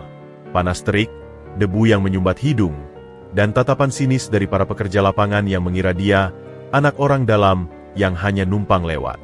Beberapa kali ia ditanya dengan nada mengejek, "Kamu anak siapa sampai dikirim ke sini?" Dian hanya menjawab ia magang dan ingin belajar. Di tengah hari, Pak Joni memberinya tugas lain, mengantar dokumen ke kontraktor listrik di ujung lain lokasi proyek yang luas itu. Tanpa diberi petunjuk arah yang jelas, Dian tersesat beberapa kali, berjalan kaki di terik matahari dengan dokumen di tangan. Saat ia kembali, dengan baju basah oleh keringat, ia mendengar Pak Joni sedang berbicara dengan seseorang di telepon. "Iya, Pak Rendra, sudah saya beri tugas. Biar dia rasakan dulu panasnya lapangan." Oh, tentu. Nanti saya cari-cari kesalahannya. Jangan khawatir. Dian membeku. Jantungnya berdebar kencang. Jadi ini yang dimaksud, diperlakukan sama? Rendra sengaja menempatkannya di bawah orang yang akan menyulitkannya, dengan instruksi untuk mencari-cari kesalahan. Dia menarik napas dalam. Jika ini ujian pertama, ia tidak akan menyerah. Ia menyelesaikan penghitungan semen, dan ketika melaporkan ke Pak Joni, pria itu dengan sengaja mengacak-acak catatannya dan menyalahkan Dian karena tidak mencatat dengan format yang tidak sesuai standar perusahaan. Sebuah standar yang tidak pernah dijelaskan padanya. Kamu harus lebih teliti, anak muda. Di sini nggak ada tempat untuk orang yang lalai. Hardik Pak Joni di depan beberapa pekerja lain yang menyaksikan dengan senyum kecut. Dian hanya mengatupkan rahangnya. Maaf, Pak. Saya akan perbaiki. Tolong beritahu format yang benar. Petang hari, ketika ia pulang dengan tubuh pegal dan pikiran penuh kepahitan, ia menyadari sesuatu. Tawaran Pak Aris memang tulus, tetapi eksekusinya telah diselewengkan oleh orang-orang seperti Rendra. Ia tidak berada di lingkungan yang netral. Ia berada di medan perang kecil di dalam perusahaan ini, di mana ia dilihat sebagai ancaman, penyusup, atau sekadar mainan untuk disiksa. Malam itu, di rumah sementara yang nyaman, Dian duduk di lantai ruang tamu, memandangi kota yang berkelap-kelip. Ia teringat penolakannya terhadap sertifikat. Sekarang ia mengerti. Jalan yang ia pilih ini memang lebih terhormat, tetapi juga jauh lebih berbatu. Namun, ia tidak menyesal. Air matanya mungkin akan ada di sini, di tempat tersembunyi, tetapi setidaknya air mata itu adalah miliknya sendiri, bukan tanda terima dari pemberian yang membuatnya hina. Ia akan menghadapi Rendra, Pak Joni, dan semua rintangan dengan cara ayahnya. Jujur, keras kepala, dan pantang menyerah. Esok adalah hari baru, dan pertarungannya baru saja dimulai. Minggu-minggu pertama Dian di Tanuwijaya Group adalah pelajaran nyata tentang survival dalam hierarki korporat yang keras. Ia seperti ikan kecil yang dilempar ke kolam berisi piranha yang sudah lama menguasai wilayahnya. Rendra, dengan kecerdikan dan pengaruhnya yang sudah mengakar, memastikan Dian mengalami pembelajaran yang paling efektif, isolasi dan sabotase halus. Tugas-tugas Dian di divisi operasional selalu yang paling fisik dan paling tidak jelas petunjuknya. Ia sering dikirim ke lokasi proyek yang berbeda-beda tanpa briefing memadai, hanya dengan dokumen dan pesan, lapor ke mandor di sana. Beberapa mandor, yang sudah mendapat bisikan dari Rendra atau simpatisan Rendra, memperlakukan Dian dengan sikap merendahkan. Oh, si anak magang dari pusat. Mereka akan berkata dengan nada sarkas. Jangan sampai kotor ya. Bawaannya masih wangi. Dian memilih untuk diam, mengerjakan apa yang diperintahkan dengan sebaik mungkin. Ia mempelajari nama-nama material, cara membaca laporan progres yang sederhana, bahkan mulai memahami alur kerja di lapangan. Namun, setiap kali ia hampir menyelesaikan sesuatu dengan baik, selalu ada halangan. Suatu hari, ia diberi tugas mengawasi pengiriman keramik untuk klaster terbaru. Ia menghitung dengan cermat, mencatat kode dan jumlah. Tapi keesokan harinya, mandor proyek, seorang kenalan dekat Pak Joni, melaporkan bahwa ada 2 dus keramik yang rusak dan tidak tercatat. Kamu harusnya cek kualitas sekalian, bukan cuma jumlah, hardiknya. Padahal, Dian tidak pernah diberi instruksi untuk mengecek kualitas, dan keramik itu rusak kemungkinan saat bongkar muat setelah pengecekan dia. Rendra, yang kebetulan inspeksi, dengan cepat membuat memo ringan tentang ketidaktelitian Dian dan mengirim salinannya ke bagian SDM. Isolasi sosialnya juga nyata. Di kantor pusat saat ia harus mengambil dokumen, para staf administrasi, kebanyakan perempuan muda, sering mengobrol riang tapi mendadak diam ketika Dian lewat. Kadang ia mendengar bisikan, katanya anak bos dari luar. Atau, jangan dekat-dekat, entar dikira nyari muka. Makan siang di kantin adalah cobaan. Ia biasanya duduk sendirian di pojok, sementara meja-meja lain dipenuhi gelak tawa dan obrolan. Puncak dari sabotase itu datang pada akhir bulan pertama. Dian diberi tanggung jawab kecil, mengumpulkan dan memverifikasi laporan waktu kerja harian, timesheet, pekerja harian di satu lokasi proyek untuk proses penggajian. Tugasnya sederhana, pastikan timesheet sudah ditandatangani mandor dan cocok dengan daftar kehadiran. Dia bekerja keras, memastikan semuanya beres. Dokumen yang sudah rapi ia serahkan ke bagian keuangan melalui Pak Joni. Beberapa hari kemudian, gejolak muncul. Seorang pekerja bernama Mali, yang dikenal sebagai tukang berandalan di proyek, datang marah-marah ke kantor lapangan, mengaku tidak dibayar penuh. Timesheet saya ditandatangani untuk 22 hari kerja, tapi yang dibayar cuma 18. Saya yang susah payah kerja, dikurangi sama yang di atas, teriaknya. Investigasi kecil dimulai. Ternyata, timesheet Mali yang asli, yang mencatat 22 hari, telah diganti dengan fotokopi yang sama persis. Tetapi angka 22 dicoret dengan tinta hitam dan diubah menjadi 18, dengan paraf yang mirip dengan paraf mandor. Timesheet palsu, itulah yang sampai ke keuangan. Dan siapa yang bertanggung jawab mengumpulkan dan menyerahkan? Dian. Rendra, yang seolah muncul tepat waktu, langsung mengambil alih. Ini kelalaian yang serius, Dian. Bisa berakibat pada kepercayaan pekerja dan integritas perusahaan. Ia berbicara di depan beberapa staf lain, suaranya keras dan penuh penilaian. Kamu yang memegang dokumen asli, bagaimana bisa tertukar? Dian, yang merasa panik tetapi berusaha tenang, bersikeras bahwa ia menyerahkan semua dokumen asli. Saya cek ulang sebelum menyerahkan. Pak, semua lengkap dan sesuai. Lalu, kamu bilang bagian keuangan yang bohong? Atau mandornya? Tanya Rendra dengan alis terangkat. Kamu punya bukti? Dian tidak punya. Ia hanya punya ingatan dan keyakinan. Mali semakin marah, hampir menghajar Dian jika tidak dicegah. Suasana sangat tegang.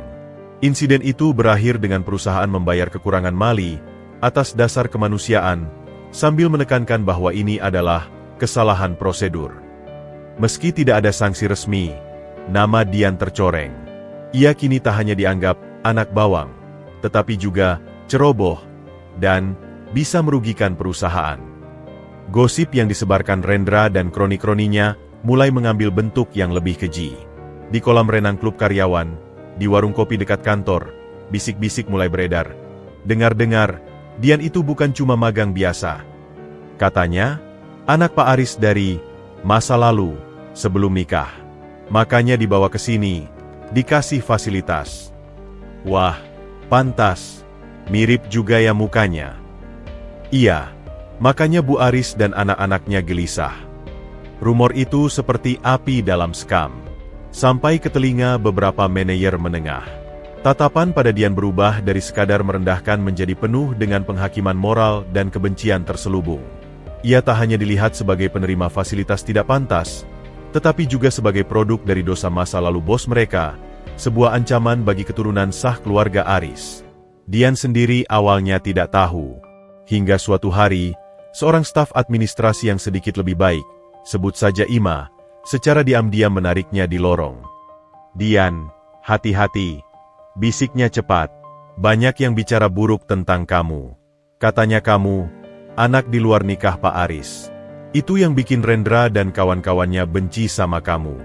Mereka itu dekat sama keluarga ibu, Bu Aris, dan anak-anak Pak Aris. Pukulan itu lebih menyakitkan daripada terik matahari di proyek atau hardikan mandor. Dian merasa mual. Ia direndahkan bukan karena siapa dirinya, tetapi karena sebuah fiksi keji yang dibuat untuk menghancurkannya. Ia ingin marah, ingin membantah ke semua orang. Tapi siapa yang akan mendengarkan? Ia adalah orang baru, tanpa sekutu, tanpa bukti. Malam itu, ia pulang dengan langkah berat. Rumah yang seharusnya menjadi tempat pelindung justru terasa seperti sangkar emas yang menahan malu. Ia memandang foto ayahnya yang kini ia letakkan di meja kecil.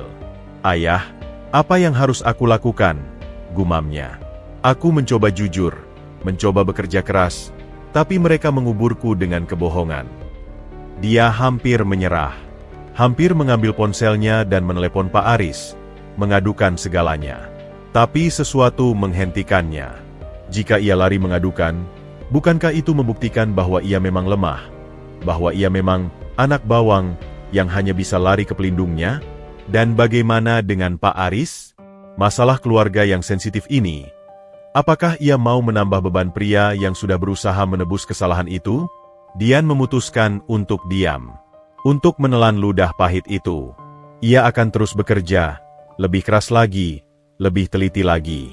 Ia akan mendokumentasikan setiap tugas, setiap serah terima dokumen dengan fotonya sendiri sebagai bukti. Ia tidak akan memberi celah lagi. Tapi tekanan psikologisnya luar biasa. Ia mulai kurang tidur, nafsu makannya hilang. Di proyek, ia menjadi lebih pendiam, lebih waspada seperti binatang buruan. Setiap tatapan, setiap bisikan, ia rasakan sebagai ancaman. Konflik ini bukan lagi sekadar persaingan kerja. Ini telah menjadi perang psikologis. Perang untuk bertahan hidup dan membuktikan integritasnya di tengah lautan fitnah dan sabotase. Dian menyadari, untuk bertahan di tempat baru ini, ia tidak hanya perlu kekuatan fisik dan ketekunan kerja, tetapi juga kecerdikan dan ketabahan hati yang jauh lebih besar dari yang ia kira. Setiap hari adalah pertempuran untuk membersihkan namanya, sambil mempertahankan keyakinan bahwa jalan kejujuran yang ia pilih, jalan ayahnya, pada akhirnya akan menang. Namun, di tengah kesendiriannya yang begitu pekat, keyakinan itu seringkali terasa sangat rapuh. Setelah insiden Timeshet, Dian memasuki mode bertahan hidup yang ekstrim. Ia membeli sebuah buku catatan kecil yang tahan air. Di dalamnya, ia mencatat setiap tugas yang diterima, lengkap dengan tanggal, waktu, instruktur, dan detail pekerjaan. Setiap dokumen yang ia pegang, ia foto sebelum dan setelah diproses, dengan timestamp yang aktif. Ia bahkan merekam percakapan penting, tanpa sepengetahuan lawan bicara, sesuatu yang ia tahu berisiko etis, tapi ia merasa tidak punya pilihan lain, sebagai bukti verbal. Ia bekerja seperti mesin, tepat, efisien, dan hampir tanpa emosi. Pendekatan ini membuatnya terisolasi lebih jauh, tetapi juga mengurangi celah untuk sabotase. Para mandor dan staf yang biasa menyulitkannya mulai sedikit segan. Mereka melihat keteguhan dan ketelitian yang sulit ditembus. Rendra, dari balik meja kerjanya yang nyaman di lantai atas, mengamati perkembangan ini dengan perasaan tidak senang. Dian bukan hanya tidak hancur, malah menjadi lebih keras, lebih sulit untuk digoyahkan. Rumor anak di luar nikah memang tetap beredar. Tapi tanpa reaksi dramatis dari Dian atau konfirmasi dari Pak Aris, perlahan-lahan mulai kehilangan tenaganya. Rendra butuh sesuatu yang lebih konkret, sesuatu yang bisa mengusir Dian untuk selamanya, atau setidaknya merusak kepercayaan Pak Aris padanya. Kesempatan itu datang dari sebuah proyek renovasi gedung tua di pusat kota. Proyek ini bernilai sedang, tetapi cukup kompleks. Rendra, yang mengawasi beberapa proyek sekaligus, menunjuk Dian sebagai asisten administrasi lapangan untuk proyek ini, di bawah seorang mandor bernama Pak Haryo yang dikenal sebagai orang kepercayaan Rendra. Ini kesempatan bagus untukmu belajar proyek yang lebih rumit, Dian, kata Rendra dengan senyum tipis. Pak Haryo akan mengarahkanmu. Tugas Dian kali ini termasuk mencatat pemakaian material harian, memverifikasi faktur dari subkontraktor, dan membantu menyusun laporan progres mingguan untuk diserahkan ke Rendra. Posisi ini memberinya akses pada dokumen keuangan yang lebih sensitif. Selama 2 minggu pertama, semuanya berjalan normal. Pak Haryo sopan tapi menjaga jarak. Laporan-laporan berjalan lancar. Hingga suatu sore, ketika Dian sedang menyortir tumpukan faktur di kontainer City Office yang sempit, ia menemukan sesuatu yang aneh. Ada 2 set faktur dari pemasok bahan bangunan yang sama, Sumber Jaya Material. 1 set faktur asli dengan tanda tangan dan stempel, jumlahnya standar. Tetapi ada fotokopi faktur yang sama persis, namun dengan angka nominal yang lebih tinggi, sekitar 15% lebih mahal per item, dan sudah ditandatangani serta distempel juga, meski stempelnya terlihat sedikit blur. Dian membandingkannya dengan cermat. Faktur dengan nominal lebih tinggi itu dimasukkan ke dalam folder laporan keuangan proyek yang akan diajukan ke kantor pusat untuk pencairan dana. Sedangkan faktur asli dengan nominal normal ada di folder arsip. Jantungnya berdebar. Ini jelas-jelas markup harga. Seseorang, mungkin Pak Haryo, atau bahkan lebih tinggi, berusaha menggelembungkan biaya untuk mengambil kelebihan dana. Ia menyimpan kedua set faktur itu, menyembunyikan fotokopi yang dimarkup di balik sebuah papan triplek di ruangan itu, dan membawa faktur asli serta beberapa dokumen lain untuk ia pelajari lebih lanjut. Malam itu, di rumahnya, ia menganalisis data. Selisihnya kecil per item, tetapi jika dikalikan dengan volume material yang besar untuk proyek berbulan-bulan, Jumlahnya bisa mencapai ratusan juta rupiah. Dian terjebak dalam dilema yang paling berat. Jika ia melaporkan, ia akan berhadapan langsung dengan Pak Haryo, dan hampir pasti, dengan Rendra yang membawahinya. Ia akan dianggap pengkhianat, pembuat onar, dan bisa dipecat dengan berbagai alasan. Tapi jika ia diam, ia menjadi bagian dari kecurangan. Itu melanggar prinsipnya, melanggar segala yang diajarkan ayahnya. Jangan cari jalan pintas, Ar, kata ayahnya dalam cerita Pak Aris. Jalan lurus saja. Sebelum ia mengambil keputusan, teleponnya berdering. Nomor tidak dikenal. Dian, ini Rendra. Selamat malam, Pak Rendra. Begini, Dian. Aku dapat laporan dari Pak Haryo soal beberapa faktur yang kurang lengkap. Kamu yang pegang berkas administrasi, kan? Jangan sampai ada yang hilang atau salah simpan. Proyek ini sangat penting. Suara Rendra datar, namun mengandung ancaman terselubung. Fakturnya lengkap. Pak, saya sedang rapikan. Jawab Dian hati-hati. Bagus. Pastikan semuanya sesuai. Oh ya, Pak Haryo juga bilang kamu bekerja keras. Sebagai apresiasi, dan untuk menutupi biaya transportasi dan komunikasi tambahanmu di proyek ini, kami akan berikan tunjangan khusus. Nanti akan masuk di gajimu bulan ini. Anggap saja, bonus kejujuranmu menjaga dokumen. Bonus. Kata itu menggantung. Dian paham itu bukan bonus, tapi suap halus. Agar ia tutup mulut. Agar ia menjaga dokumen dengan cara mereka. Terima kasih, Pak. Tapi tidak perlu. Saya hanya melakukan tugas. Sudah, jangan sungkan. Perusahaan menghargai loyalitas. Rendra berhenti sejenak. Kadang, Dian, dalam dunia kerja, yang penting adalah mengetahui mana yang harus dilihat, dan mana yang harus diabaikan. Untuk kebaikan semua pihak. Kamu paham? Iya, Pak. Saya paham. Bagus. Besok, serahkan semua berkas faktur ke Pak Haryo untuk diaudit internal. Jangan ada yang tertinggal. Telepon pun ditutup. Dian duduk terdiam. Tangan berkeringat. Bonus kejujuran. Kata-kata itu begitu ironis hingga menyakitkan. Rendra tahu. Rendra pasti terlibat. Atau setidaknya melindungi Pak Haryo. Malam itu adalah malam terpanjang dalam hidup Dian. Ia bolak-balik antara dua pilihan. Jika ia serahkan faktur yang dimarkup dan tutup mulut, ia akan aman. Bahkan dapat uang lebih. Tapi ia akan menjual jiwanya. Gambar ayahnya di meja seakan menatapnya dengan tatapan berat. Apa yang akan ayahnya lakukan? Ia teringat cerita Pak Aris. Bagaimana ayahnya mengembalikan dompet penuh uang. Ayahnya memilih jalan yang lebih sulit, yang secara logika merugikan dirinya saat itu, demi sesuatu yang tidak tampak, harga diri dan ketenangan batin. Keesokan harinya, Dian pergi ke proyek dengan tekad bulat. Tapi tekadnya diuji lagi. Pak Haryo menemuinya di City Office, sendirian. Dian, ada yang ingin saya bicarakan. Pak Haryo menutup pintu kontainer. Kamu anak muda yang cerdas. Saya lihat kerja kerasmu. Kamu punya masa depan di sini. Ia mengeluarkan sebuah amplop coklat tipis dari laci. Ini, di luar gaji dan bonus dari Pak Rendra. Sebagai ucapan terima kasih, karena kamu membantu kelancaran administrasi. Proyek ini rumit. Banyak dokumen yang mudah tertukar. Kamu sudah menjaga dengan baik. Amplop itu diletakkan di meja, di antara mereka. Dian bisa menebak isinya. Uang tunai. Mungkin beberapa juta. Jumlah yang sangat besar baginya. Ambil. Tidak perlu lapor kemana-mana. Ini antara kita saja. Pak Haryo tersenyum, tetapi matanya tajam. Dian memandang amplop itu, lalu memandang Pak Haryo. Dalam beberapa detik itu, seluruh perjuangannya, penghinaan, isolasi, dan ketakutan terbayang. Uang itu bisa meringankan hidupnya. Bisa ia tabung.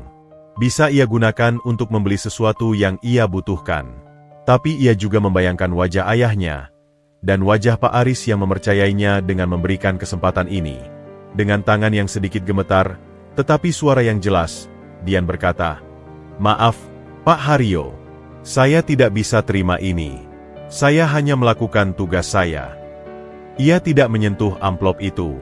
Dan tentang faktur-faktur dari Sumber Jaya, saya menemukan ada perbedaan nominal antara faktur asli dan fotokopi yang ada di folder laporan. Senyum di wajah Pak Haryo lenyap seketika. Wajahnya berubah menjadi batu. "Apa maksudmu? Kamu menuduh saya?" "Saya hanya menyampaikan apa yang saya temukan, Pak. Sebagai bagian dari tanggung jawab administrasi saya." Dian berusaha tetap tenang, meski jantungnya berdegup kencang ingin keluar dari dada. "Kamu pikir kamu siapa?" desis Pak Haryo. Suaranya rendah dan berbahaya. "Anak magang bawahan. Kau mau menghancurkan karirku? Karirmu sendiri akan hancur lebih dulu. Ingat, Rendra yang menempatkanmu di sini." "Saya ingat, Pak. Tapi saya juga ingat bahwa perusahaan ini dibangun dengan prinsip kejujuran." Kata-kata itu keluar dari mulutnya dengan sendirinya, seolah ayahnya yang mengatakannya. Pak Haryo menarik kembali amplop itu dengan gerakan kasar. "Baik, kau pilih jalannya sendiri. Jangan menyesal nanti." Dian meninggalkan City Office dengan kaki terasa lemas, tetapi hatinya merasa anehnya ringan. Ia telah memilih. Ia telah melewati ujian. Tapi ia tahu konsekuensinya akan besar. Ia tidak langsung melapor ke Rendra. Itu sama dengan bunuh diri. Ia mengambil langkah yang lebih berani, dan mungkin lebih naif. Ia akan membawa bukti langsung ke orang yang paling berwenang, orang yang memberinya kesempatan, meski itu berarti melompati hierarki dan berisiko besar. Ia mengambil cuti setengah hari, dengan alasan sakit perut. Ia pulang, mengambil semua bukti yang ia kumpulkan, faktur asli dan fotokopi yang dimarkup, catatan hariannya, rekaman percakapan dengan Rendra, yang ia potong hanya bagian ancaman halusnya, dan foto-foto dokumen. Ia menyusunnya dalam sebuah map baru.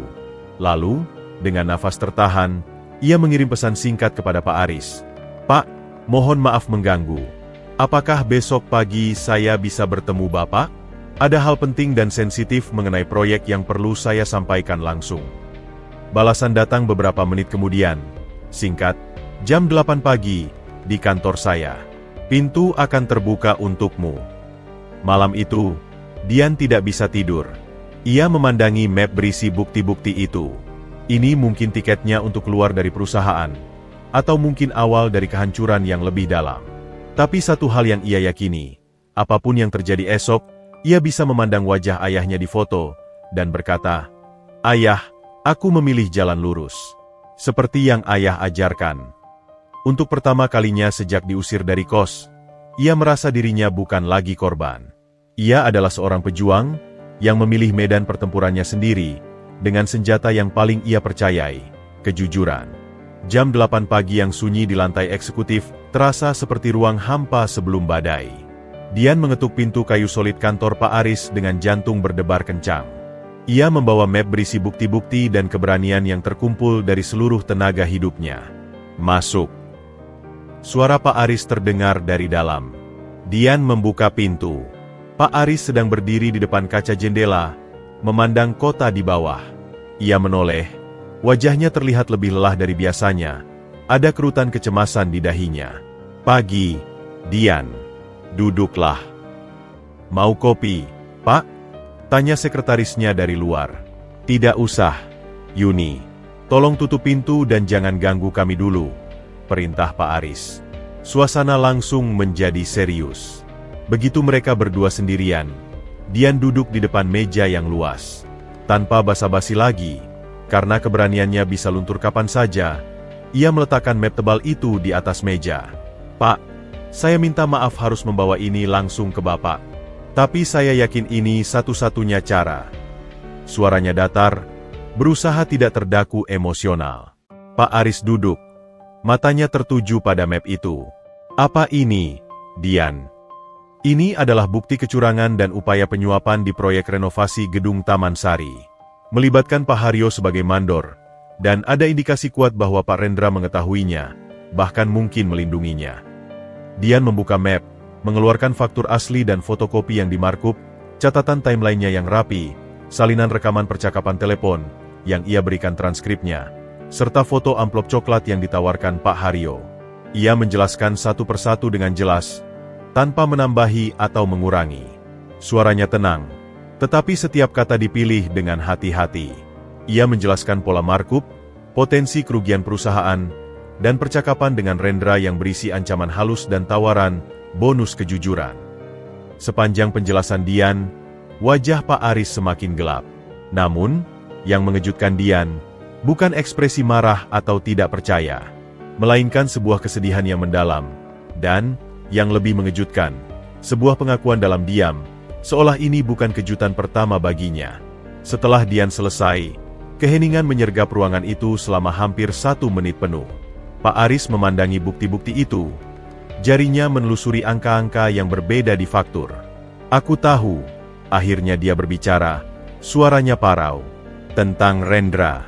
Bukan detail proyek ini, tapi polanya. Sekarang giliran Dian yang terkejut. Bapak tahu. Pak Aris menghela napas berat, seperti mengangkat beban yang sudah lama dipikul. Rendra sudah bersamaku selama 15 tahun.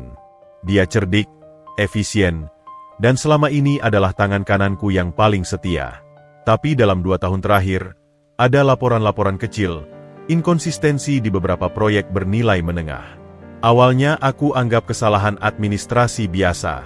Lalu, auditor internalku memberitahu ada pola yang aneh, tapi selalu mentok karena kurang bukti atau keterangan dari Rendra yang meyakinkan. Dia menatap Dian. Aku mulai menaruh curiga. Tapi dia sangat berhati-hati, dan punya banyak sekutu, termasuk beberapa di keluarga besarku. Itu sebabnya. Pak Aris berhenti, seolah memilih kata-kata. Itu sebabnya kehadiranmu, Dian, adalah sesuatu yang aku harap bisa menjadi pemantik. Bukan sebagai umpan, aku janji. Tapi sebagai orang baru dengan prinsip yang kulihat bersinar, yang bisa melihat dengan mata segar, yang belum terkontaminasi. Dian merasa sedikit pusing. Jadi, kehadirannya juga diam-diam diamati sebagai bagian dari pemeriksaan terhadap Rendra? Tapi aku tidak menyangka dia akan bergerak secepat ini, dan sekeji ini. Menyebarkan fitnah tentangmu, menyulitkanmu di setiap langkah, bahkan berani menawarkan suap.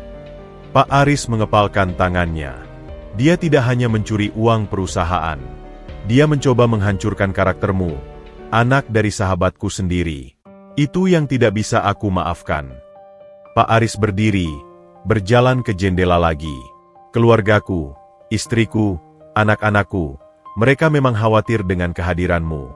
Rendra dengan licin memanfaatkan itu, memperbesar kecemasan mereka, membuat seolah-olah kamu ancaman bagi warisan mereka. Dia membuat dirinya tampak sebagai pelindung keluarga dari orang luar, seperti kamu. Dia menoleh kembali ke Dian, matanya penuh penyesalan yang baru. Aku minta maaf, Dian. Aku menempatkanmu di medan perang tanpa memberimu senjata yang cukup. Aku hanya memberi kamu kesempatan, tapi tidak melindungimu dari racun yang sudah mengendap di perusahaanku sendiri. Bapak tidak perlu minta maaf, jawab Dian, tiba-tiba merasa beban di pundaknya lebih ringan. Saya memilih untuk berada di sini, dan saya memilih untuk membawa bukti ini, untuk perusahaan, dan untuk ayah saya. Saya rasa dia tidak ingin saya dia melihat ketidakjujuran. Kau benar. Pak Aris mengangguk pelan. Sebuah kebanggaan yang dalam terpancar dari wajahnya. Ayahmu akan bangga sekali padamu hari ini. Lebih bangga daripada melihat sertifikat rumah yang aku coba berikan. Ia kembali ke mejanya, menekan tombol intercom. Yuni, tolong panggil Pak Rendra ke sini. Sekarang. Dan hubungi kepala keamanan serta kepala auditor internal untuk standby di luar. Tidak lama kemudian, Rendra masuk dengan langkah percaya diri. Senyumnya menghilang ketika melihat Dian duduk di sana, dan map bukti yang terbuka di atas meja. Pak Aris, ada apa? Tanyanya, mencoba terdengar biasa. Tutup pintu, Rendra. Suara Pak Aris dingin, berbeda dari biasanya. Dian baru saja menyampaikan temuan yang sangat serius dari proyek Taman Sari. Kamu tahu sesuatu tentang ini? Rendra menyapu tatapan tajam ke Dian, lalu kembali ke Pak Aris. Saya tidak yakin apa yang dia maksud. Pak, seperti biasa, Mungkin ada kesalahpahaman dalam administrasi lapangan yang rumit. Anak magang biasanya. Jangan. Potong Pak Aris dengan suara yang memotong seperti pisau. Jangan lagi merendahkan dia. Dia telah memberikan bukti yang sangat lengkap. Faktur ganda, percakapan telepon tentang bonus kejujuran, bahkan tawaran suap langsung dari Haryo. Wajah Rendra berubah pucat, tapi dengan cepat ia mengumpulkan diri.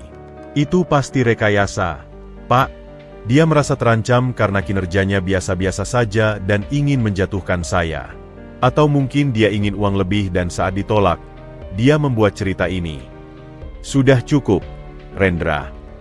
Pak Aris mengangkat tangan. Suaranya lelah tapi tegas. Aku sudah memberi kamu banyak kesempatan. Auditor internal sudah mengendus polamu selama berbulan-bulan. Laporan Dian ini hanyalah konfirmasi akhir. Dan yang paling telak karena dia memiliki bukti audio dan visual. Kamu bukan hanya mencuri.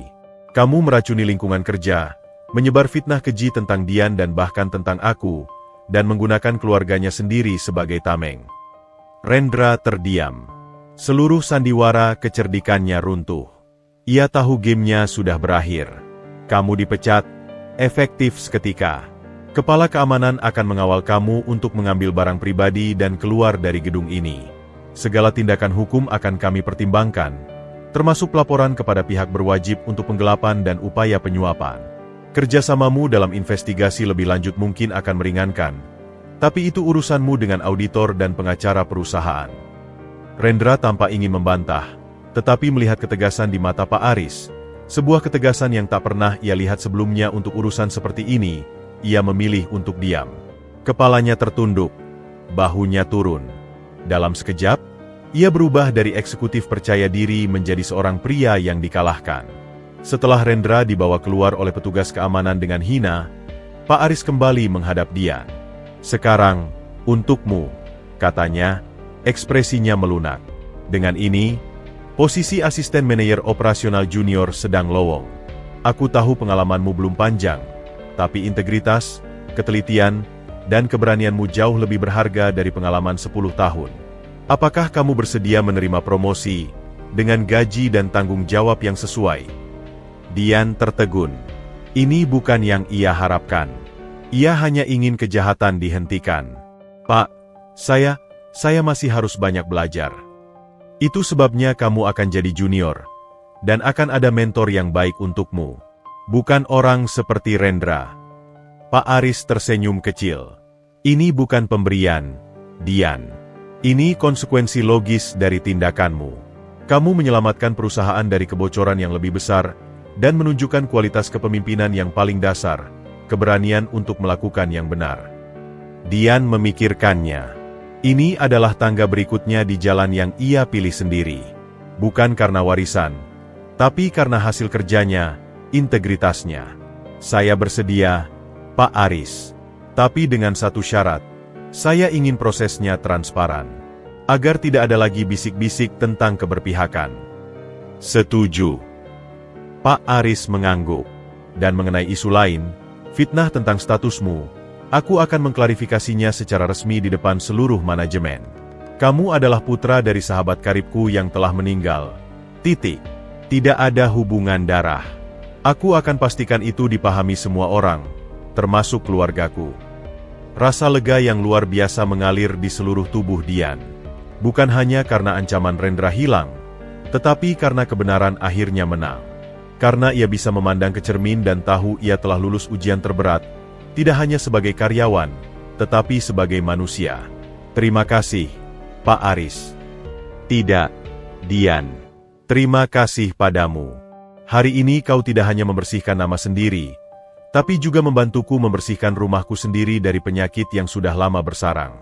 Ayahmu pasti tersenyum di sana. Meninggalkan gedung kantor itu siang hari, Dian merasakan sesuatu yang baru, rasa memiliki. Bukan memiliki perusahaan, tapi memiliki rasa hormat pada dirinya sendiri. Jalan di depan masih panjang. Masih ada keluarga Pak Aris yang perlu diyakinkan. Masih ada pekerjaan baru yang menantang, dan masih ada kenangan ayahnya yang harus dijadikan kompas. Tapi satu hal yang ia tahu, ia tidak lagi menjadi pemuda miskin yang hampir diusir dari kos. Ia telah bertransformasi menjadi seorang pejuang yang menemukan kekuatannya dalam kejujuran, dan sebuah kebenaran yang akhirnya membebaskannya dari belenggu prasangka dan ketakutan. Babak baru dalam hidupnya benar-benar dimulai.